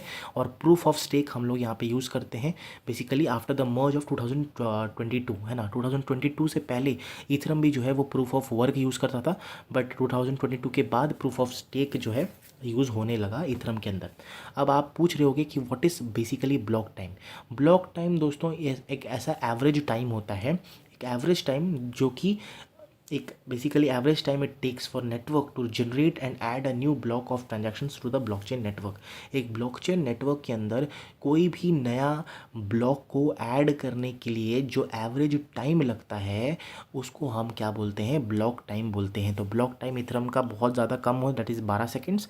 एंड हमारे पास अगर मैं बात करूँ बिटकॉइन की, दैट इज़ बेसिकली 10 मिनट, है ना। ये बेसिकली डिफरेंस लिखा हुआ है, आप इसको गो थ्रू कर सकते हो, ठीक है।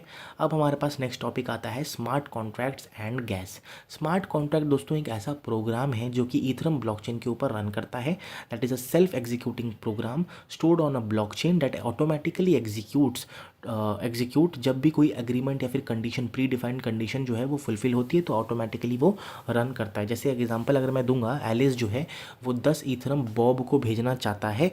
अगर बॉब जो है कोई भी एक पर्टिकुलर प्रोडक्ट जो है वो एक ड्यू डेट है उसके अंदर अगर वो डिलीवर कर देगा उस प्रोडक्ट को, तो बॉब के पास 10 ईथरम एलिस भेज देगा, ठीक है। इसके लिए हमने एक स्मार्ट कॉन्ट्रैक्ट लिखा।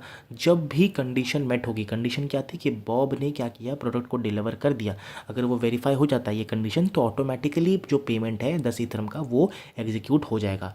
तो बेसिकली स्मार्ट कॉन्ट्रैक्ट क्या करता है, रूल्स को डिफाइन करता है, रेगुलेशंस को डिफाइन करता है, टर्म्स एंड कंडीशंस को डिफाइन करता है, और वाया कोड, वाया एक प्रोग्राम हम जो है उसको एनफोर्स करते हैं, उसको एग्जीक्यूट करते हैं। तो क्या क्या फीचर्स हैं बेसिकली स्मार्ट कॉन्ट्रैक्ट के, दैट इज सेल्फ एग्जीक्यूट हमारे पास होता है जब भी कंडीशन हमारा फुलफिल होगा, है ना। कोई भी बीच का मामला नहीं है, नो मिडिल मैन, है ना। ऑटोमेटिक होता है, ट्रांसपेरेंट होता है और इम्यूटेबल होता है। इम्यूटेबल का मतलब क्या होता है, अगर एक बार हमने स्मार्ट कॉन्ट्रैक्ट प्रोग्राम को डिप्लॉय कर दिया तो वो हम चेंज नहीं कर सकते। बेनिफिट्स क्या है, टाइम्स एंड कॉस्ट रिड्यूस होता है, कोई मिडिल मैन नहीं होता, रिलायबल है, हम ट्रस्ट कर सकते हैं, फ्रॉड होने के चांसेस कम हो जाता है, ठीक है। तो जो Nick ज़ाबो is the first person जिन्होंने एक एग्जीक्यूट किया था स्मार्ट कॉन्ट्रैक्ट को। इन्होंने एक डिजिटल वेंडिंग मशीन जो है वो किया था, बेसिकली स्मार्ट कॉन्ट्रैक्ट उसके लिए लिखा था और उन्होंने एग्जीक्यूट किया था। निक ज़ाबो पहले इंसान थे जो कि बेसिकली डॉक्यूमेंट्स में मैंशनड है। तो स्मार्ट कॉन्ट्रैक्ट लिखने के लिए कौन से लैंग्वेजेस का हम इस्तेमाल कर सकते हैं, डैट इज़ बेसिकली सॉलिडिटी और वाइपर, है ना। अलग अलग और भी हैं, तो मैंने यहाँ पे 2 एग्जाम्पल लिखे हैं। और एक चीज़ जो बहुत इंपॉर्टेंट है, दैट इज़ मैक्सिमम साइज़ जो होता है कोई भी स्मार्ट कॉन्ट्रैक्ट फाइल का, दैट इज़ 24 KB। 24 KB का स्मार्ट कॉन्ट्रैक्ट हम लिख सकते हैं मैक्सिमम, इससे ज़्यादा का हम स्मार्ट कॉन्ट्रैक्ट नहीं लिख सकते।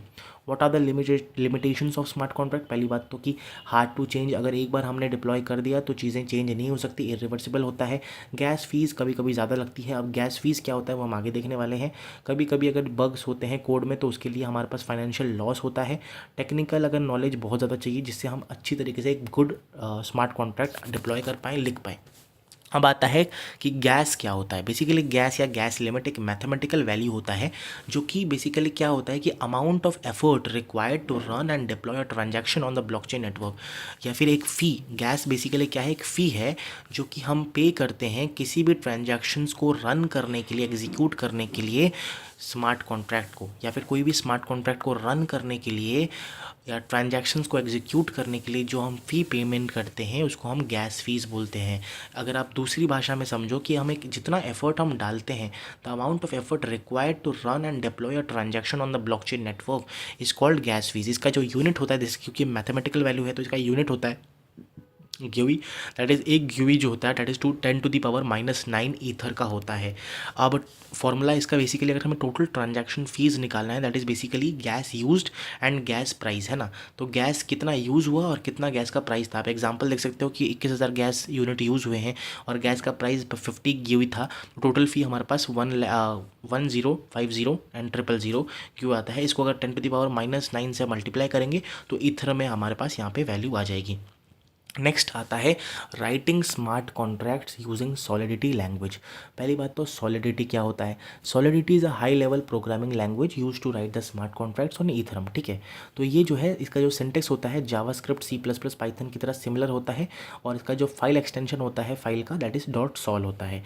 अगर मैं बेसिक स्ट्रक्चर बताऊँ सॉलिडिटी प्रोग्राम का, आप देख सकते हो सबसे पहला जो आता है प्रैग्मा सॉलिडिटी, और ये जो है सॉलिडिटी का वर्जन लिखा होता है, वर्जन हम डिक्लेयर करते हैं। ऊपर जो है लाइसेंस MIT का लाइसेंस होता है एंड नीचे जो है देख सकते हो UN बेसिकली आंसर इंटीजर होता है। यहाँ पे हम क्या कर रहे हैं, बेसिकली एक कोई भी बेसिकली एक डेटा वैल्यू को हम स्टोर कर रहे हैं तो उसके लिए हम क्या करेंगे, सबसे पहले एक अनसाइंड इंटीजर पब्लिक हम डेटा लेंगे। बेसिकली एक्स हमने ले लिया सेटर फंक्शन से, दैट इज सेट फंक्शन से हमने डेटा वैल्यू ले ली। उसके बाद हम गेट फंक्शन से उसको रिटर्न करेंगे डेटा को और स्टोर करेंगे गेटर फंक्शन से, राइट। तो this is a proper structure of a solidity program. Key concept क्या है, प्रैग्मा मैंने बता दिया आपको, कंपाइलर वर्जन होता है, कॉन्ट्रैक्ट होता है जो कि बेसिकली कॉन्ट्रैक्ट जो लिखा होता है यहाँ पे देख सकते हो कॉन्ट्रैक्ट सिंपल स्टोरेज। कॉन्ट्रैक्ट क्या होता है, सिमिलर टू क्लास। क्लास आपको पता होगा, क्लास ऑब्जेक्ट है ना ऊप्स के कॉन्सेप्ट के अंदर, वैसा ही हमारा यहाँ पे कॉन्ट्रैक्ट होता है। स्टेट वेरिएबल्स यूज़ करते हैं जिससे हम अपने जो वैल्यूज़ हैं उसको परमानेंटली स्टोर कर पाएँ ब्लॉकचेन के ऊपर। फंक्शंस डिफाइन करते हैं जो कि लॉजिक डिफाइन करता है। पब्लिक एंड एक्सेस मॉडिफाइड्स होते हैं, पब्लिक प्राइवेट। और view pure basically function that don't modify the blockchain data, उसको हम व्यू में डाल देते हैं, ठीक है। ये कुछ डेटा टाइप्स हैं जो हम यूज़ कर सकते हैं। और ये जो है ईथर का ट्रांसफ़र का एक बेसिकली डॉक्यूमेंट है या फिर आप कह सकते हो कोड है, दैट इज स्मार्ट कॉन्ट्रैक्ट है। आप इसको भी गो थ्रू कर सकते हो, ठीक है। अब ये जो स्मार्ट कॉन्ट्रैक्ट हम लिख रहे हैं ये कहाँ पे हम जो है यूज़ करेंगे, बेसिकली रिमिक्स आईडी में। रिमिक्स आईडी क्या होता है, that is a integrated development environment, जिससे हम वेब बेस्ड होता है, बेसिकली वेब एप्लीकेशन होता है। ये एक integrated development IDE that is integrated development environment है जहाँ पे हम स्मार्ट कॉन्ट्रैक्ट को लिखते हैं, कंपाइल करते हैं, टेस्ट करते हैं और डिप्लॉय करते हैं। ये इसका वेबसाइट है, आप इसको चेकआउट कर सकते हो। फीचर्स क्या है, बहुत इजी है लिखना, compile, deploy, debug, test, deploy सब कुछ एक जगह हो जाता है तो बहुत अच्छी बात होती है। हम लोग इसको डिप्लॉय कर सकते हैं, इसके स्टेप्स लिखे हैं तो आप इसको यूज़ करके डिप्लॉय कर सकते हो अपने स्मार्ट कॉन्ट्रैक्ट्स को, ठीक है। देन आता है हमारा एक last topic that is called consensus algorithms. Okay, consensus क्या होता है, बेसिकली कंसेंसस का मतलब होता है एक मत होना किसी भी पर्टिकुलर चीज़ पे या किसी भी पर्टिकुलर टॉपिक पे। अगर रज़ामंदी होना, सबकी रज़ामंदी या फिर सबका एग्री सब लोग कर जाएंगे तो उसी को हम लोग क्या बोलते हैं, कंसेंसस बोलते हैं। और कंसेंसस एल्गोरिदम क्या होता है, बेसिकली एक ऐसा मैकेनिज़्म होता है जहाँ पे जो सारे नोड जो हैं ब्लॉकचेन नेटवर्क के अंदर वो एक पर्टिकुलर स्टेट के ऊपर एग्री कर जाते हैं कि ये जो है for example that is which transactions are valid. तो सारे नोड्स जो हैं वो बेसिकली बोलेंगे कि हाँ वैलिड है और या तो वैलिड नहीं है, राइट। तो ये जो है trust and synchronization across the entire decentralize system जो है इंश्योर करता है। तो बेसिकली कंसेंसस एल्गोरिदम क्या होता है, agreeing on a single version of truth by all the peers on the blockchain network is called consensus algorithm. इसके अंदर बेसिकली दो चीज़ें आती हैं, that is called proof of work and proof of stake. Proof of work जो है वो bitcoin और ईथरम जो है फॉलो करता है, यूज़ करता है, बट ईथरम जो है 2022 से पहले प्रूफ ऑफ वर्क यूज़ करता था, बट उसके बाद जो है वो प्रूफ ऑफ स्टेक यूज़ करने लगा। तो प्रूफ ऑफ वर्क क्या है, बेसिकली दोस्तों माइनर्स जो होते हैं, ब्लॉकचेन माइनर्स जो होते हैं, वो एक कॉम्प्लेक्स मैथमेटिकल पजल या फिर कॉम्प्लेक्स इक्वेशन हैशिंग प्रॉब्लम को पहले सॉल्व करते हैं, और फिर जब ये जो है प्रॉब्लम सॉल्व हो जाता है, जो सबसे पहले उस प्रॉब्लम को सॉल्व करता है करेक्टली, वो जो है उसको मौका मिलता है ब्लॉकचेन नेटवर्क के अंदर नया ब्लॉक ऐड करने का। और जब भी वो एक नया ब्लॉक ऐड करते हैं तो उनको रिवॉर्ड मिलता है, ठीक है। तो rewards a minor for solving a complex equation for mining a block. तो क्या मैंने बताया आपको, सबसे पहले कोई भी माइनर होता है वो एक कॉम्प्लेक्स मैथमेटिकल इक्वेशन सॉल्व करता है। अगर वो करेक्टली सॉल्व कर देता है और सबसे पहले जो सॉल्व करके दिखा देता है, उसको मौका मिलता है एक नया ब्लॉक ऐड करने का ब्लॉकचेन नेटवर्क के अंदर। और जब वो ब्लॉक ऐड कर देता है तो उसको एक रिवॉर्ड मिलता है, टोकन मिलता है, ठीक है। एडवांटेजेस बहुत सिक्योर होता है, बट क्योंकि इतने ज़्यादा कैलकुलेशंस इन्वॉल्व हैं तो हाई एनर्जी कंजप्शन होता है, ट्रांजैक्शंस स्लो हो जाती हैं और एक्सपेंसिव होता है माइनिंग हमारे पास इस केस में। बट अगर मैं बात करूँ प्रूफ ऑफ स्टेक की, तो proof of stake basically Ethereum use करता है, कार्डानो यूज़ करता है, पोल्काडॉट यूज़ करता है। ईथरम जो है वो 2022 के बाद प्रूफ ऑफ स्टेक यूज़ करने लगा। और ये क्या होता है, कोई भी वैलिडेटर्स जो होते हैं, वैलिडेटर्स क्या करता है, जिसके पास सबसे ज़्यादा high amount of crypto currency होगा या क्रिप्टो करेंसी उन्होंने स्टेक किया होगा, जो वैलिडेटर्स के पास सबसे ज़्यादा क्रिप्टो करेंसी है या उन्होंने सबसे ज़्यादा क्रिप्टो करेंसी स्टेक कर रखा है, उसी को मौका मिलेगा एक नया ब्लॉक ब्लॉकचेन नेटवर्क के अंदर ऐड करने का। तो यहाँ पे कोई कैलकुलेशंस, कोई सॉल्विंग पजल्स नहीं है, ना ही कोई मैथमेटिकल फंक्शन आपको सॉल्व करना है। तो इसलिए ये जो है एनर्जी एफिशिएंट होता है, इसमें कोई एनर्जी वेस्टेज नहीं होता, एनर्जी कंजप्शन नहीं होता, फास्टर होता है, स्केलेबल होता है। बट डिसएडवांटेजेस क्या है, वही है कि भाई जो अमीर है वो अमीर बनता जाएगा, क्योंकि भाई जिसके पास ज़्यादा स्टेक है उसके पास ज़्यादा पावर है, और पावर है तो वो ब्लॉकचेन में ब्लॉक ऐड करता रहेगा, है ना। This is the comparison table जिसमें आप प्रूफ ऑफ स्टेक और प्रूफ ऑफ वर्क को एक कंपेयर कर सकते हो क्या चीज़ है। नाउ कम्स एक छोटा सा topic that is called Bosca. Bosca is basically blockchain oriented smart contract agreement.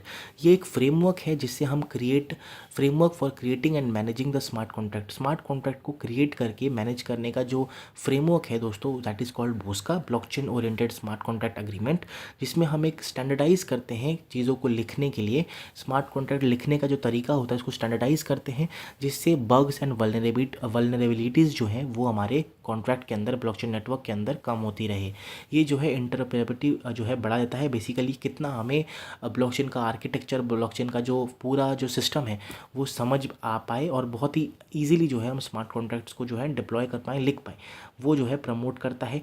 Legal compliances, basically contract जो है ऑडिट करने में ईजियर हो जाता है यूजिंग बॉस्का, है ना। और ऑल्सो स्मार्ट कॉन्ट्रैक्ट को वेरीफाई करने में और एनफोर्स करने में भी हमारा हेल्प करता है Bosca, that is blockchain oriented smart contract agreement. ये एक फ्रेमवर्क है for creating and managing the smart contracts, ठीक है। That's all. मैंने आपके लिए 2 प्रोग्राम्स यहाँ पे फॉर एग्जांपल डाल दिया है, दैट इज़ स्मार्ट कॉन्ट्रैक्ट में जो कि लिखा गया है। सबसे पहला जो हर प्रोग्रामिंग लैंग्वेज में आप सीखते हो, दैट इज़ हेलो वर्ल्ड कैसे लिखते हैं। इसमें मैंने बहुत कुछ एक्सप्लेन किया हुआ है, दैट इज़ बेसिकली थोड़ा इसलिए बड़ा लग रहा होगा, वरना कोड जो है वो बहुत सिंपल और छोटा सा है। सिमिलरली यहाँ पे मैंने बहुत चीज़ें एक्सप्लेन की है, इसलिए आपको बड़ा लग रहा होगा। इसमें बेसिकली हम क्या कर रहे हैं, कोई भी वेरिएबल को हम जो है काउंट कर रहे हैं, उसकी वैल्यू को इंक्रीमेंट कर रहे हैं या डिक्रीमेंट कर रहे हैं, और उस वैल्यू को स्टोर कर रहे हैं अपने स्मार्ट कॉन्ट्रैक्ट के अंदर। So these are the 2 codes जो मैंने डाल रखा है, एंड दिस आर द पूरा नोट्स जो मैंने यहाँ पे आपको प्रोवाइड करा है। If you want to access this notes दोस्तों, आपको जो है इसी वीडियो के नीचे डिस्क्रिप्शन में मिल जाएगा इसका लिंक। ऑल्सो आपको जो है टेलीग्राम चैनल में भी इसका जो है PDF अवेलेबल होगा। तो make sure to join the Telegram channel. अपने दोस्तों के साथ इस वीडियो को शेयर कर दीजिए, एंड मेक श्योर कि आप जो है इस वीडियो को लाइक करे बिना जाइएगा नहीं, right. So that's all for today's video. यही था हमारा ब्लॉकचेन के कुछ कंसेप्ट्स। अगर और भी चीज़ें और भी कंसेप्ट्स बेसिकली अगर मेरे को लगते हैं कि हाँ इंपॉर्टेंट है, सेमेस्टर ओरिएंटेड है और सेमेस्टर में आने लायक है, तो I definitely make the video for this is the part 2। अगर पार्ट 3 आना हुआ तो मैं बिल्कुल इसी प्लेलिस्ट के अंदर इसको ऐड ऑन करूँगा। मैं उम्मीद करता हूँ आपको इन सारे वीडियोज़ से, जो सेमेस्टर एग्ज़ाम सीरीज़ का जो मैंने सीरीज़ शुरू किया है उससे आपको बहुत फ़ायदा हो रहा होगा, right. So yes, that's all. Thank you so very much for watching this video till now. Make sure to hit the like button, subscribe to the channel. हम मिलेंगे ऐसी एक धमाकेदार वीडियो में आगे कभी। तब तक के लिए thank you so very much. Bye bye.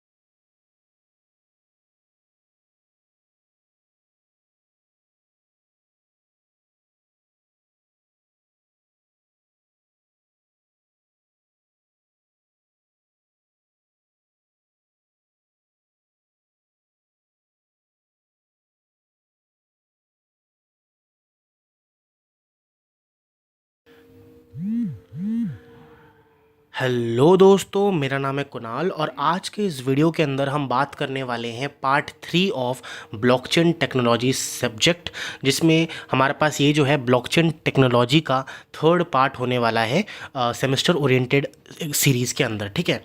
तो आज की वीडियो में दोस्तों हम बात करने वाले हैं कुछ मेजर टॉपिक्स जो रह जाते हैं ब्लॉकचेन के अंदर, जो कि सेमेस्टर में कभी कभी पूछे जाते हैं। That is basically fundamentals of IoT. And IoT को जब हम ब्लॉकचेन में इंटीग्रेट करते हैं तो हमारे पास क्या हम उससे फ़ायदा उठा सकते हैं या क्या हमारा फ़ायदा है, उसके बारे में हम दोस्तों जानने वाले हैं, पढ़ने वाले हैं, ठीक है। सो ये पार्ट 3 होने वाला है हमारे ब्लॉकचेन के सब्जेक्ट के ऊपर। दैट इज़ सबसे पहले हम जान लेते हैं, शुरू करते हैं आज का वीडियो। शुरू करने से पहले दोस्तों please make sure to subscribe to the channel. And also दोस्तों आप जो है प्लीज़ जो है लाइक कर दीजिए इस वीडियो को, जिससे आपको जो है ऐसी वीडियोस आती रहे और आपको जो है रेकमेंड होता रहे, राइट, जिससे आपका फ़ायदा भी हो पाए। अच्छा, दूसरी चीज़ ये दोस्तों, ये जो नोट्स है वो प्रॉपर नोट्स आपको इसी वीडियो के नीचे डिस्क्रिप्शन में मिल जाएंगे, वहाँ से जाके आप इसको पढ़ सकते हो एंड गो थ्रू कर सकते हो। एंड फॉर अदर जो स्टडी मटेरियल्स है उसके लिए भी दोस्तों आप जो है टेलीग्राम चैनल ज्वाइन कर सकते हो। वहाँ पे सारे study materials, note, cheat sheet वगैरह मैं डालता रहता हूँ एग्जाम पॉइंट ऑफ व्यू के लिए। तो चलिए स्टार्ट करते हैं दोस्तों आज का हमारा ये वीडियो। दैट इज़ आईओटी होता क्या है। आईओटी दोस्तों ऐसा एक नेटवर्क है जहाँ पे जो फिजिकल ऑब्जेक्ट्स होती हैं ना, जैसे फिज़िकल ऑब्जेक्ट्स जो होती हैं, जैसे हमारा कार हो गया या फिर कोई स्विच हो गया या फिर हमारा मोबाइल फ़ोन हो गया या फिर कोई भी वस्तु है ना, कोई भी फिज़िकल ऑब्जेक्ट जो है वो सेंसर्स, एक्चुएटर्स, सॉफ्टवेयर के थ्रू जो है कनेक्ट हो पाए और जिससे वो जो है डेटा को कलेक्ट करके एक्सचेंज कर पाए इंटरनेट के ज़रिए, ठीक है। उसी को हम आईओटी बोलते हैं। मैं अगर फिर से समराइज़ करता हूँ, आईओटी बेसिकली एक ऐसा टेक्नोलॉजी है या फिर एक नेटवर्क है जिसमें फिजिकल ऑब्जेक्ट्स जो हैं वो सेंसर्स, एक्चुएटर्स और सॉफ्टवेयर के ज़रिए डेटा को कलेक्ट करते हैं और एक्सचेंज करते हैं वाया नेटवर्क या इंटरनेट, और इसमें ह्यूमन इंटरवेंशन बिल्कुल भी नहीं होता, ठीक है। एग्जाम्पल क्या है, जैसे स्मार्ट लाइट्स जो हैं वो हम टर्न ऑन कर सकते हैं ऑटोमेटिकली। तो स्मार्ट लाइट्स मतलब लाइट्स को हम टर्न ऑफ या टर्न ऑन कर सकते हैं automatically by using a smart lights. जैसे आपने एलेक्सा वाला आपने देखा होगा, एलेक्सा को आप बोलोगे टर्न ऑफ द लाइट्स तो वो अपना लाइट्स जो है वो बेसिकली जो हमारा एलेक्सा है वो कनेक्टेड होता है हमारे इलेक्ट्रिक वायर्स के साथ या फिर इलेक्ट्रिक डिवाइसेस के साथ, जिससे वो जो है टर्न ऑफ या फिर ऑपरेट कर सकते हैं। What are the key characteristics of IoT. सबसे पहली बात तो कनेक्टिविटी। डिवाइसेस जो हैं वो एक दूसरे से कनेक्ट हो सकते हैं इंटरनेट के ज़रिए। साथ ही साथ दोस्तों डिवाइसेस जो हैं उस पर सेंसर्स लगी होती हैं जो कि रियल वर्ल्ड डेटा को सेंस करके डेटा को कलेक्ट कर सकता है। उसमें वो जो है इंटेलिजेंस लगाकर, डेटा एनालिसिस लगाकर, डेटा एनालिटिक्स लगा के हम जो है इंटेलिजेंस प्रोवाइड कर सकते हैं और चीज़ों को ऑटोमेट कर सकते हैं, ठीक है। तो सेंसिंग, इंटेलिजेंस एंड ऑटोमेशन है ना, ह्यूमन इंटरवेंशन बिल्कुल नहीं रहेगा। फिर स्केलेबिलिटी, क्योंकि बहुत सारे जो हमारे डिवाइसेस है उसको हम कनेक्ट कर सकते हैं एक दूसरे के साथ, तो ये जो है दोस्तों हमारे पास क्या प्रोवाइड करेगा, स्केलेबिलिटी प्रोवाइड करेगा। और हेट्रोजेनिटी, बेसिकली अलग अलग हार्डवेयर और प्रोटोकॉल्स को यूज़ करके हम जो है डिवाइसेस को कनेक्ट कर सकते हैं एक दूसरे के साथ। देन आता है दोस्तों हमारे पास IoT architecture. Basically IoT architecture की अगर मैं बात करूँ तो ये 3 लेयर और 5 लेयर हमारे पास आर्किटेक्चर हम देखेंगे। अगर मैं 3 लेयर आर्किटेक्चर की बात करूँ तो हमारे पास आता है एक परसेप्शन लेयर, जिसमें हम फिजिकल सेंसर्स और एक्चुएटर्स का इस्तेमाल करेंगे और डेटा को कलेक्ट करेंगे अपने एनवायरनमेंट से, जैसे टेम्परेचर सेंसर हो गया या फिर RFID हो गया। RFID बेसिकली एक टैग होता है जिसमें हम डिवाइस को सेंस कर सकते हैं, डिवाइस जो है सेंसर से कलेक्ट करेगा डेटा को, ठीक है। RFID टैग बोलते हैं, डिवाइस होता है एक, ठीक है। देन आता है नेटवर्क लेयर, जिसमें दोस्तों हम जो है डेटा को ट्रांसफर कर सकते हैं सेंसर से क्लाउड में, ठीक है, जिससे हमारे पास जो है कम्युनिकेशन प्रोटोकॉल्स हम यूज़ करेंगे और डेटा को अपने सेंसर से क्लाउड में ट्रांसफ़र करेंगे। इसमें हम वाईफाई, ब्लूटूथ, जिगबी इन सब प्रोटोकॉल्स का यूज़ कर सकते हैं और जो है नेटवर्क प्रोटोकॉल का यूज़ कर सकते हैं। एप्लीकेशन लेयर दोस्तों क्या करेगा, ये जो है सर्विस प्रोवाइड करेगा हमारे यूज़र को, जिससे हम डेटा विजुअलाइजेशन और कंट्रोल वगैरह हम कर पाएँ। जैसे एग्जांपल हो गया हमारा स्मार्ट होम ऐप, ठीक है, उसमें हम लोग ऐप के ज़रिए जो है अपने होम को स्मार्ट कर सकते हैं, जैसे डिवाइसेस का यूज़ करके टर्न ऑफ करना लाइट्स को, एक्सेट्रा एक्सेट्रा। फिर 5 लेयर आर्किटेक्चर क्या है दोस्तों, दैट इज़ बेसिकली ऐसा लेयर जिसमें 5 हमारे पास लेयर हो। सबसे पहला आता है परसेप्शन लेयर, जिसमें हम डेटा को सेंस करेंगे। ट्रांसपोर्ट लेयर, जिसमें हम डेटा को ट्रांसमिट करेंगे। प्रोसेसिंग लेयर, जिसमें डेटा को स्टोर करके एनालिटिक्स हम लोग वहाँ पे परफॉर्म करेंगे। मिडलवेयर, जिसमें डिवाइस की मैनेजमेंट होगी। एंड एप्लीकेशन लेयर, जिसमें यूज़र इंटरैक्ट करेगा हमारे डिवाइस के साथ या फिर डेटा के साथ। फिर आता है IoT के कंपोनेंट्स। IoT के बेसिकली दोस्तों हमारे पास 6 मेजर कंपोनेंट्स है, जैसे सेंसर्स जो कि फिजिकल पैरामीटर या फिर डेटा सेंस करेगा अपने एनवायरनमेंट से। एक्चुएटर जो है वो एक्शंस परफॉर्म करेगा, बेसिकली हमने डेटा को सेंस किया, उसके बाद टर्न ऑन करना है लाइट को या ऑफ करना है, वो एक्चुएटर काम करता है। माइक्रो कंट्रोलर जो कि डेटा को प्रोसेस करेगा। Communication modules, wifi, GSM etcetera etcetera communication protocol जो हम यूज़ कर रहे हैं। क्लाउड प्लेटफॉर्म, जहाँ पे डेटा इतना मैसिव डेटा जो है हम स्टोर करेंगे। एंड यूज़र इंटरफेस, जहाँ पे मोबाइल वेब एप्लीकेशन, जहाँ पे यूज़र जो है इंटरैक्ट करेगा हमारे डेटा के साथ या फिर हमारे डिवाइस के साथ। IoT कम्युनिकेशन प्रोटोकॉल की कुछ एग्जांपल्स हैं, जैसे MQTT, COAP या फिर HTTP protocol. Hyper text markup language वाले जो होते हैं वो HTML हो गया, ये हमारे पास HTTP प्रोटोकॉल है, right. Then challenges in IoT क्या होता है दोस्तों, सिक्योरिटी वल्नरेबिलिटीज़। बेसिकली हमारे पास IoT में सिक्योरिटी कंसर्न्स आ जाती है, क्योंकि डेटा कलेक्ट कर रहा है तो सिक्योर होना चाहिए, सिक्योरिटी ब्रीच ना हो हमारे डेटा के साथ। Data privacy, data device authentication, scalability, interoperability और सेंट्रलाइज आर्किटेक्चर इशूज़, ये कुछ चैलेंजेस हैं हमारे IoT के, ठीक है। IoT basically internet of things के चैलेंजेस। अब दोस्तों ब्लॉकचेन अगर हम इंटीग्रेट करेंगे अपने IoT में तो हमारे पास क्या फ़ायदा हो सकता है। अगर ट्रेडिशनल IoT की मैं बात करूँ तो हमारे जो सर्वर्स होते हैं वो सेंट्रलाइज्ड होते हैं और सिंगल पॉइंट ऑफ फेलियर होता है, डेटा टैम्पर हो सकता है, डेटा सिक्योरिटी कम रहती है। बट अगर हम ब्लॉकचेन का इस्तेमाल करेंगे दोस्तों, तो ब्लॉकचेन बेसिकली DIT प्रिंसिपल में काम करता है, that is decentralize, immutable, transparent, हमारे पास यहाँ पे प्रिंसिपल यूज़ करता है। तो डिसेंट्रलाइज्ड वे में इम्यूटेबल, बेसिकली डेटा हम ऑल्टर या डिलीट नहीं कर सकते। ट्रांसपेरेंट होता है, बेसिकली सिंगल, मतलब हमारे पास पॉइंट होता है, बेसिकली हम लोग जो है वो ट्रांसपेरेंट, लोगों को दिखेगा कि क्या छेड़खानी हो रही है। और सिक्योर वे में जो है हम अपने डेटा को ऑटोमेट कर सकते हैं और चीज़ों को ऑटोमेट कर सकते हैं। IoT प्लस ब्लॉकचेन का जो आर्किटेक्चर है, IoT डिवाइस जो है वो डेटा को जनरेट करेगा, सेंस करेगा, डेटा को वैलिडेट करेंगे। फिर स्मार्ट कॉन्ट्रैक्ट के ज़रिए, स्मार्ट कॉन्ट्रैक्ट क्या होता है हमने ऑलरेडी डिस्कस कर लिया अपने प्रीवियस वीडियो के अंदर।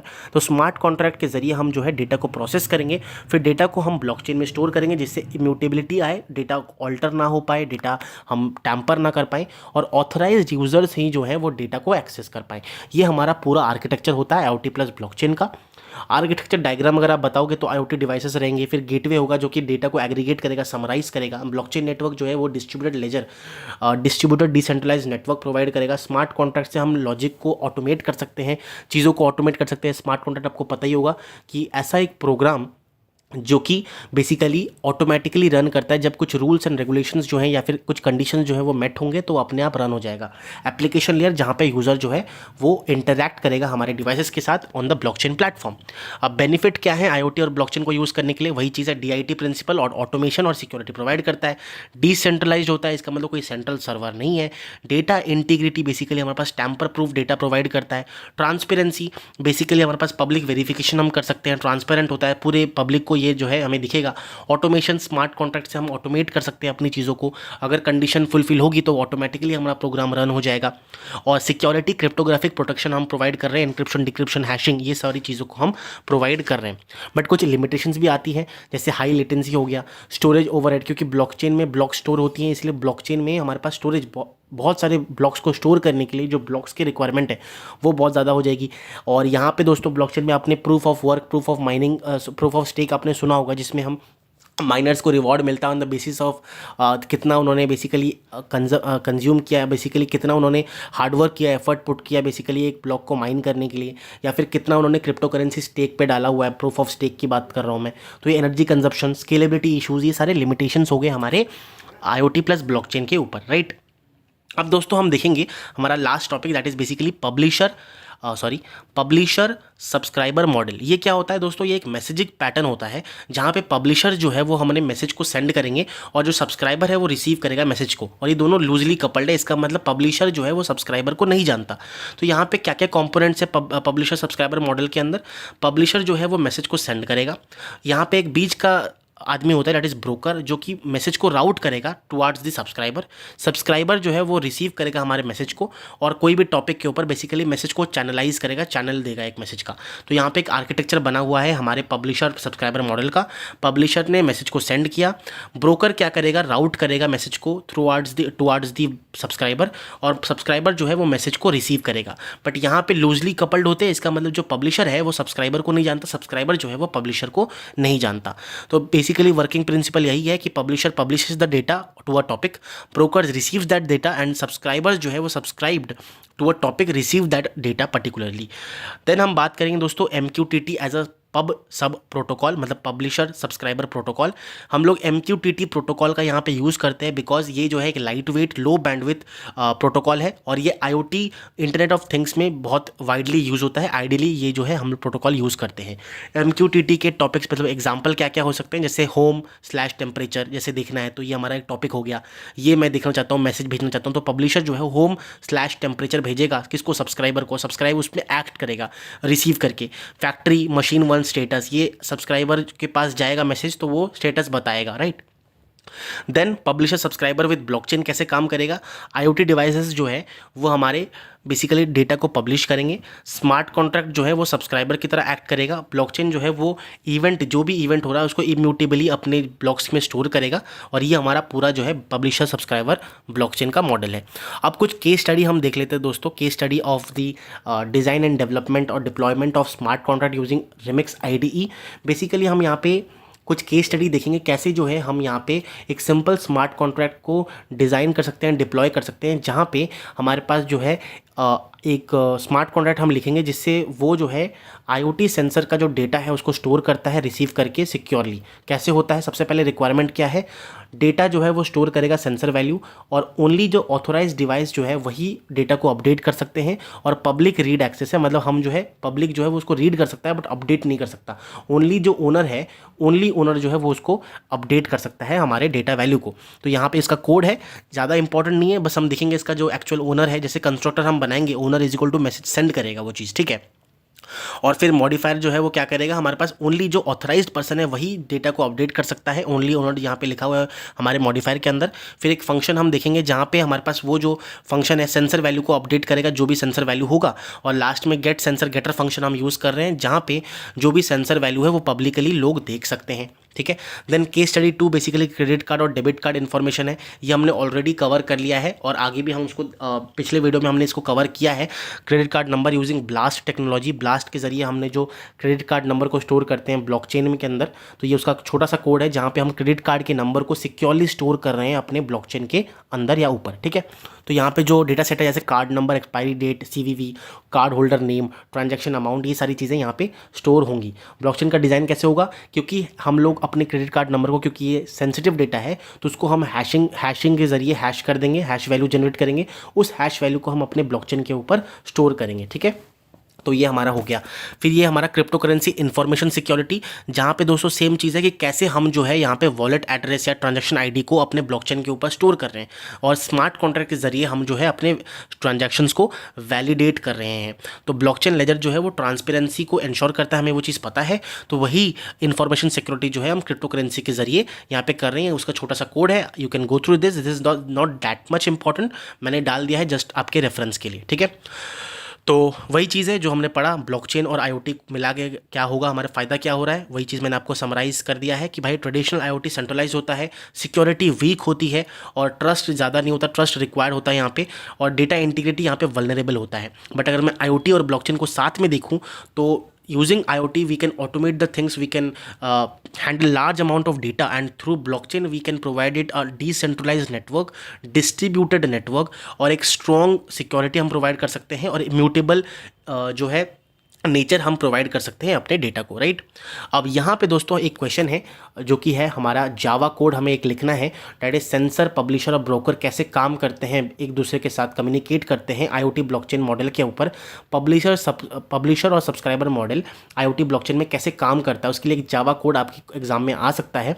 तो बेसिकली आईओटी ब्लॉकचेन में पब्लिशर सब्सक्राइबर मॉडल जो कंसेप्ट है वो देख लेते हैं। सेंसर क्या करता है, डेटा को कलेक्ट करता है, राइट, जैसे टेम्परेचर डेटा हो गया, ह्यूमिडिटी डेटा हो गया। पब्लिशर क्या करता है, सेंसर डेटा को सेंड करता है हमारे पास ब्रोकर के पास। ब्रोकर जो है टॉपिक्स को मैनेज करता है, डेटा को डिस्ट्रीब्यूट करता है हमारे हर ब्लॉक को, और ब्लॉकचेन जो है इम्यूटेबिलिटी, ट्रांसपेरेंसी और सिक्योरिटी को इंश्योर करता है। सब्सक्राइबर जो है वो क्या करता है, वेरीफाइड करता है, डेटा को वेरीफाई करके रिसीव कर देता है अपने पास। तो आर्किटेक्चर फ्लो वही है, sensor, publisher, broker, blockchain ledger और सब्सक्राइबर, राइट। ये जो है दोस्तों कैसे काम करता है इसका कोड, वो जो है ये बेसिकली हमारा पूरा कोड है पब्लिशर सब्सक्राइबर मॉडल का, जो कि हम नेक्स्ट वीडियो में डिस्कस करने वाले हैं। बेसिकली नेक्स्ट वीडियो जो that is the final part of blockchain subject, उसमें हम मोस्ट इम्पॉर्टेंट कोड जो कि आपके सेमेस्टर पॉइंट ऑफ व्यू के लिए बहुत ज़्यादा इंपॉर्टेंट है उसको हम डिस्कस करने वाले हैं, और उसके साथ ही हमारा पूरा ब्लॉकचेन जो है समाप्त करने वाले हैं। सो ये आईओटी पब्लिशर मॉडल जो है वो उसी वीडियो में हम डिस्कस करेंगे एंड पूरा ब्लॉकचेन हम कंप्लीट करेंगे। तो आज की वीडियो में जो थ्योरेटिकल कंसेप्ट्स थे हमारे ब्लॉकचेन के ऊपर, आईओटी और ब्लॉकचेन को मिला के जो कंसेप्ट्स हैं वो हमने डिस्कस कर लिया दोस्तों। मैं उम्मीद करता हूँ आपको जो है समझ आया होगा कि क्या चल रहा है आज की वीडियो के अंदर। तो दोस्तों हमने देखा कि आईओटी क्या होता है, आज की वीडियो में हमने कवर किया व्हाट इज़ आईओटी, आईओटी के कैरेक्टरिस्टिक्स क्या हैं वो आप देख सकते हो यहाँ पे। IoT architecture basically 3 layer architecture, 5 layer architecture. फिर हमने देखा आईओटी कंपोनेंट्स क्या क्या होते हैं, आईओटी इंटरनेट ऑफ थिंग्स के अंदर क्या क्या कंपोनेंट्स रहते हैं, क्योंकि आईओटी जो है क्या क्या प्रोटोकॉल यूज़ करता है वो हमने देखा। फिर हमने देखा कि क्या आईओटी जो चैलेंजेस फेस करता है, basically security is the main challenge जो कि हमारा आईओटी फेस करता है, राइट। क्योंकि आईओटी जो है वो सेंट्रलाइज्ड सर्वर्स पे ऑपरेट करता है और इसमें डेटा टैम्परिंग या डेटा सिक्योरिटी का बहुत ज़्यादा बड़ा इशू है। उसको सॉल्व करने के लिए दोस्तों हमारे पास एक बहुत ही अच्छा टेक्नोलॉजी है जिसको हम मिला जुला के यूज़ कर सकते हैं, दैट इज़ ब्लॉकचेन टेक्नोलॉजी। ये जो है डिसेंट्रलाइज्ड डिस्ट्रीब्यूटेड सिस्टम प्रोवाइड करता है हमारे आईओटी को, और अगर हम इसको मिला देंगे तो सोने पे सुहागा हो जाएगा, है ना। तो वो जो है हमारे पास एक ऑटोमेट कर सकते हैं हम आईओटी डिवाइसेस का जो फीचर्स हैं, कैरेक्टरिस्टिक्स हैं, वो हम यूज़ कर सकते हैं यूजिंग अ सिक्योर एनवायरनमेंट। और सिक्योरिटी प्रोवाइड कौन करता है, ब्लॉकचेन प्रोवाइड करता है। तो जो भी डेटा आईओटी डिवाइस जनरेट करता है हम उसको वैलिडेट करते हैं और उसको बेसिकली प्रोसेस करते हैं, ऑटोमेट करते हैं यूजिंग द स्मार्ट कॉन्ट्रैक्ट। फिर वो डेटा जो है हम ब्लॉकचेन में स्टोर कर सकते हैं डिसेंट्रलाइज्ड मैनर में, इम्यूटेबल मैनर में, जिसमें हम डेटा को ऑल्टर या डिलीट नहीं कर सकते, और ऑथराइज्ड यूजर्स जो हैं वही उस डेटा को जो है वो एक्सेस कर पाए, राइट। फिर हमने बेनिफिट्स देख लिए, वही चीज़ है कि DIT principle that is decentralize manner में हम जो है चीज़ों को कर पा रहे हैं, ऑपरेट कर पा रहे हैं, डेटा इंटीग्रिटी मेंटेन हो पा रही है, ट्रांसपेरेंसी मिल रही है हमें, पब्लिक वेरिफिकेशन हो रहा है हमारे इस टेक्नोलॉजी से, इस इंटीग्रेशन से, है ना। ऑटोमेशन हो पा रहा है, स्मार्ट कॉन्ट्रैक्ट के जरिए हम ऑटोमेट कर पा रहे हैं चीज़ों को। और सिक्योरिटी भाई, क्योंकि ब्लॉकचेन यूज़ कर रहे हैं तो क्रिप्टोग्राफिक हैशिंग के जरिए, क्रिप्टोग्राफी इंक्रिप्शन डिक्रिप्शन के जरिए हम जो है सिक्योरिटी प्रोवाइड कर रहे हैं, राइट। तब भी कुछ कुछ लिमिटेशंस रह जाता है, जैसे हमारे पास स्टोरेज ओवरहेड, बेसिकली सबसे मेन इशू एनर्जी कंजप्शन, क्योंकि प्रूफ ऑफ वर्क में हमारा एनर्जी बहुत ज़्यादा लगता है। Proof of work consensus algorithm है, अगर आपने नहीं पढ़ा है तो please make sure to watch the previous lecture part 2 of blockchain, जिसमें आपको proof of work, proof of mining, proof of stake, for the गलती मेरे से जो हो गई, प्रूफ ऑफ स्टेक और प्रूफ ऑफ वर्क जो कंसेंसस एल्गोरिदम होता है उससे हमने देखा कि क्या जो है एनर्जी कंजप्शन जो है प्रूफ ऑफ वर्क में ज़्यादा रहता है। फिर हमने बहुत ज़्यादा इंपॉर्टेंट कंसेप्ट एक सीखा कि पब्लिशर सब्सक्राइबर मॉडल क्या होता है। हमने डे टू डे लाइफ में देखा है कि मैसेजिंग पैटर्न है बेसिकली ये, जब पब्लिशर जो है वो हमारा मैसेज सेंड करता है, जो कि जैसे आप रात के 12 बजे किसी को एक मैसेज सेंड करते हो ना, तो वो आप पब्लिशर हो गए हो, और जो उसको रिसीव करता है और इग्नोर कर देता है उसको सब्सक्राइबर बोलते हैं। और ये दोनों एक दूसरे को जानते नहीं है, बट आपके केस में भी वो चाहती है कि वो ना जाने आपको, बट अनफॉर्चुनेटली आप उसको इतना बार बार मैसेज कर करके आप उसको जनवा देते हो कि आप कौन हो, राइट। सो पब्लिशर बेसिकली मैसेज को सेंड करता है, सब्सक्राइबर मैसेज को रिसीव करता है। इन दोनों के बीच का एक जरिया जो होता है, जैसे व्हाट्सएप में तो लिखा होता है end to end encryption, but वो एक जरिया होता है, रास्ता जो ब्रोकर होता है राउट करता है मैसेजेस को, ठीक है। और ये पब्लिशर और सब्सक्राइबर जो है अननोन होते हैं एक दूसरे से, राइट। और ये जो है बेसिकली MQTT प्रोटोकॉल यूज़ करता है, क्यों, क्योंकि ये आईओटी में ऑपरेट होता है ना, तो इसलिए लाइट वेट प्रोटोकॉल जो है एमक्यूटीटी होता है, इसका लो बैंडविथ होता है, इसलिए हम इसको यूज़ करते हैं। और publisher basically data, IoT device जो है डेटा को पब्लिश करता है, फिर स्मार्ट कॉन्ट्रैक्ट जो है वो ऑटोमेट करता है और बेसिकली सब्सक्राइबर्स तक मैसेज को पहुंचाता है, और ब्लॉकचेन जो है वो स्टोर करता है सारे जो हमारा पूरा डेटा है, इम्यूटेबली हमारे इवेंट्स को स्टोर करके रखता है। फिर हमने देखा कि केस स्टडी हमने देखा कि कैसे जो है हम आईओटी डिवाइस के सेंसर डेटा को रिसीव करके स्टोर कर सकते हैं, अपडेट कर सकते हैं और रीड कर सकते हैं आईओटी डेटा को। फिर हमने क्रेडिट कार्ड का जो है वो देखा, क्रेडिट कार्ड के एक केस स्टडी, जिसे हम जो है सिक्योर डेटा जो होता है क्रेडिट कार्ड का उसको हम स्टोर कर पाए ब्लॉकचेन के ऊपर। ये हमने ऑलरेडी कवर किया हुआ है अपने पहले वीडियो में, बट फिर भी मैंने यहाँ पे डाल दिया है कि कैसे जो है, छोटा सा कोड है, कैसे जो है हम अपने क्रेडिट कार्ड के इन्फॉर्मेशन को ब्लॉकचेन के ऊपर स्टोर कर सकते हैं। ये भी सिमिलर फैशन में हम कैसे क्रिप्टो करेंसी इंफॉर्मेशन सिक्योरिटी की वजह से कैसे जो है हम स्मार्ट कॉन्ट्रैक्ट लिखें इसके ऊपर, वो भी मैंने डाल दिया है, कंपैरिजन दे दिया है। और बेसिकली कैसे पब्लिशर और सब्सक्राइबर जो मॉडल है हमारे आईओटी और ब्लॉकचेन का वो काम करता है, उसको कोड के जरिए कैसे समझें, वो हम अपने नेक्स्ट पार्ट में कवर करने वाले हैं, जो कि लास्ट पार्ट होने वाला है, right. So this was all about today's video. मैं उम्मीद करता हूँ दोस्तों आपको आज की वीडियो में कुछ सीखने को मिला होगा, कुछ जानने को मिला होगा। अगर दोस्तों कुछ भी फ़ायदा आपका हुआ है, make sure to subscribe to the channel. दोस्तों के साथ इस वीडियो को शेयर कर दीजिए, एंड नेक्स्ट वीडियो में हम अपना पूरा ब्लॉकचेन सब्जेक्ट को कंप्लीट करेंगे, और सेमेस्टर ओरिएंटेड सीरीज़ में वो हमारा लास्ट लेक्चर होने वाला है ब्लॉकचेन के ऊपर, राइट। या दैट्स ऑल। नोट्स दोस्तों आपको डिस्क्रिप्शन में मिल जाएंगे लिंक इसका, तो make sure to access that. Telegram channel को ज्वाइन कर लीजिए। एंड इसी के साथ दोस्तों आज का ये वीडियो समाप्त होता है। हम मिलेंगे ऐसी एक धमाकेदार वीडियो में, तब तक के लिए thank you so much, bye bye.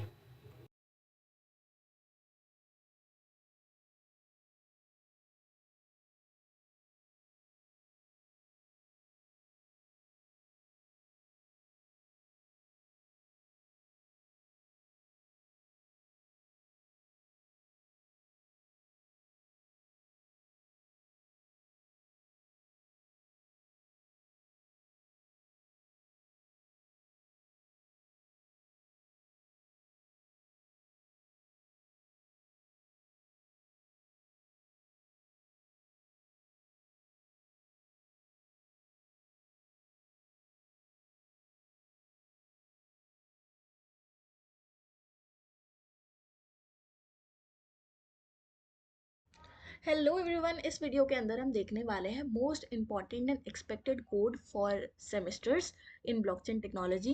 ये वीडियो हमारा लास्ट वीडियो होने वाला है ब्लॉकचेन टेक्नोलॉजी के ऊपर। So let's get started. हमारा फर्स्ट प्रोग्राम होने वाला है Java program to generate MD5 hash. हमारे पास एक इनपुट गिवन होगा, उसका हमें हैश जनरेट करके देना होगा यूजिंग MD5 एल्गोरिथम। तो फर्स्ट लाइन हमारा क्या डिनोट कर रहा है, Java dot security dot message digest. Java के जो पैकेज है सिक्योरिटी, उसमें से मैसेज डाइजेस्ट क्लास को इम्पोर्ट कर लो। नेक्स्ट लाइन कहता है कि पब्लिक क्लास MD5। MD5 हमने एक क्लास बनाई है जिसका नाम होगा MD5। हमारा बेसिक स्ट्रक्चर जावा का public static void main throws exception, कोई भी एक्सेप्शन आता है तो जावा उसे स्मूथली हैंडल कर पाए। जैसा कि मैंने कहा था कि हमें एक इनपुट चाहिए होगा, तो हमने डेटा साइंस यहाँ पे इनपुट लिया है, इसके लिए हम जनरेट कर रहे हैं हैश वैल्यू।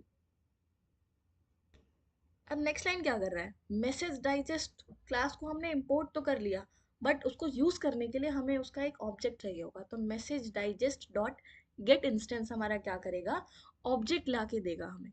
किसका है, MD5 एल्गोरिथम का। यहाँ पे हमें कोई भी एल्गोरिथम मेंशन कर सकते हैं, जैसे हम शाह भी मेंशन कर सकते हैं। अगर हम शाह से जनरेट करना चाहते हैं अपना हैश, तो हम उसका ऑब्जेक्ट चाहेंगे। मैसेज डाइजेस्ट यहाँ पे क्यों लिखा है, क्योंकि जो हमारा रिटर्न कर रहा है ये ऑब्जेक्ट, वो किस टाइप का होगा, मैसेज डाइजेस्ट टाइप का, जिसका नाम हमने MD दिया है। ऑब्जेक्ट का नाम हम MD डिनोट कर रहे हैं। MD dot update data dot get bytes. Get byte function हमारा क्या करता है, ये हमारा जो भी डेटा है उसको बाइट्स में कन्वर्ट करके हमें देता है, क्योंकि MD जो है वो ऑपरेट होता है हमारा बाइट्स के ऊपर। अब MD डॉट अपडेट क्या कर रहा है, ये इंटरनली जो भी बाइट्स इसने कन्वर्ट किया उसको स्टोर करके अपने अंदर रखेगा। देन नेक्स्ट लाइन है हमारा मैसेज वो MD डॉट डाइजेस्ट। ये क्या करेगा, ये हमारा मैजिकल लाइन है, सारा काम यहीं से होना है। जो भी हैश वैल्यू जनरेट होगी वो इस फंक्शन से जनरेट होगी। अब जैसे कि हमने स्टोर करके रखे थे बाइट्स, उन बाइट्स को फर्दर हैश में जनरेट करवाया गया और जो भी रिजल्टेंट आया है वो भी बाइट्स का है, तो इसीलिए उसको स्टोर कराने के लिए हमने टाइप बाइट एरे एक डिफाइन किया है, जिसमें ये डाइजेस्ट के अंदर जो भी हैश जनरेट इन बाइट्स है वो सारी चीज़ें स्टोर हो जाए। फिर हमने एक स्ट्रिंग बिल्डर, अगर हमें स्ट्रिंग बिल्ड करनी है तो हमने एक स्ट्रिंग बिल्डर का क्लास होती है जावा के अंदर, तो उसका एक ऑब्जेक्ट बनाया है ताकि हम उसको यूज़ कर सकें। ऑब्जेक्ट का नाम हम हैग्स स्ट्रिंग रखेंगे। जो भी डाइजेस्ट के अंदर जितनी भी बाइट्स आई हैं हम एक एक के ऊपर आइट्रेट करते जाएंगे। आइट्रेट करेंगे तो सबसे पहला जो भी बाइट आएगा उसको हम हेक्साडेसिमल फॉर्मेट में लेके आएंगे, string dot format hexadecimal format में लेके आएंगे और उसको अपेंड कर देंगे हम हेक्स स्ट्रिंग के अंदर।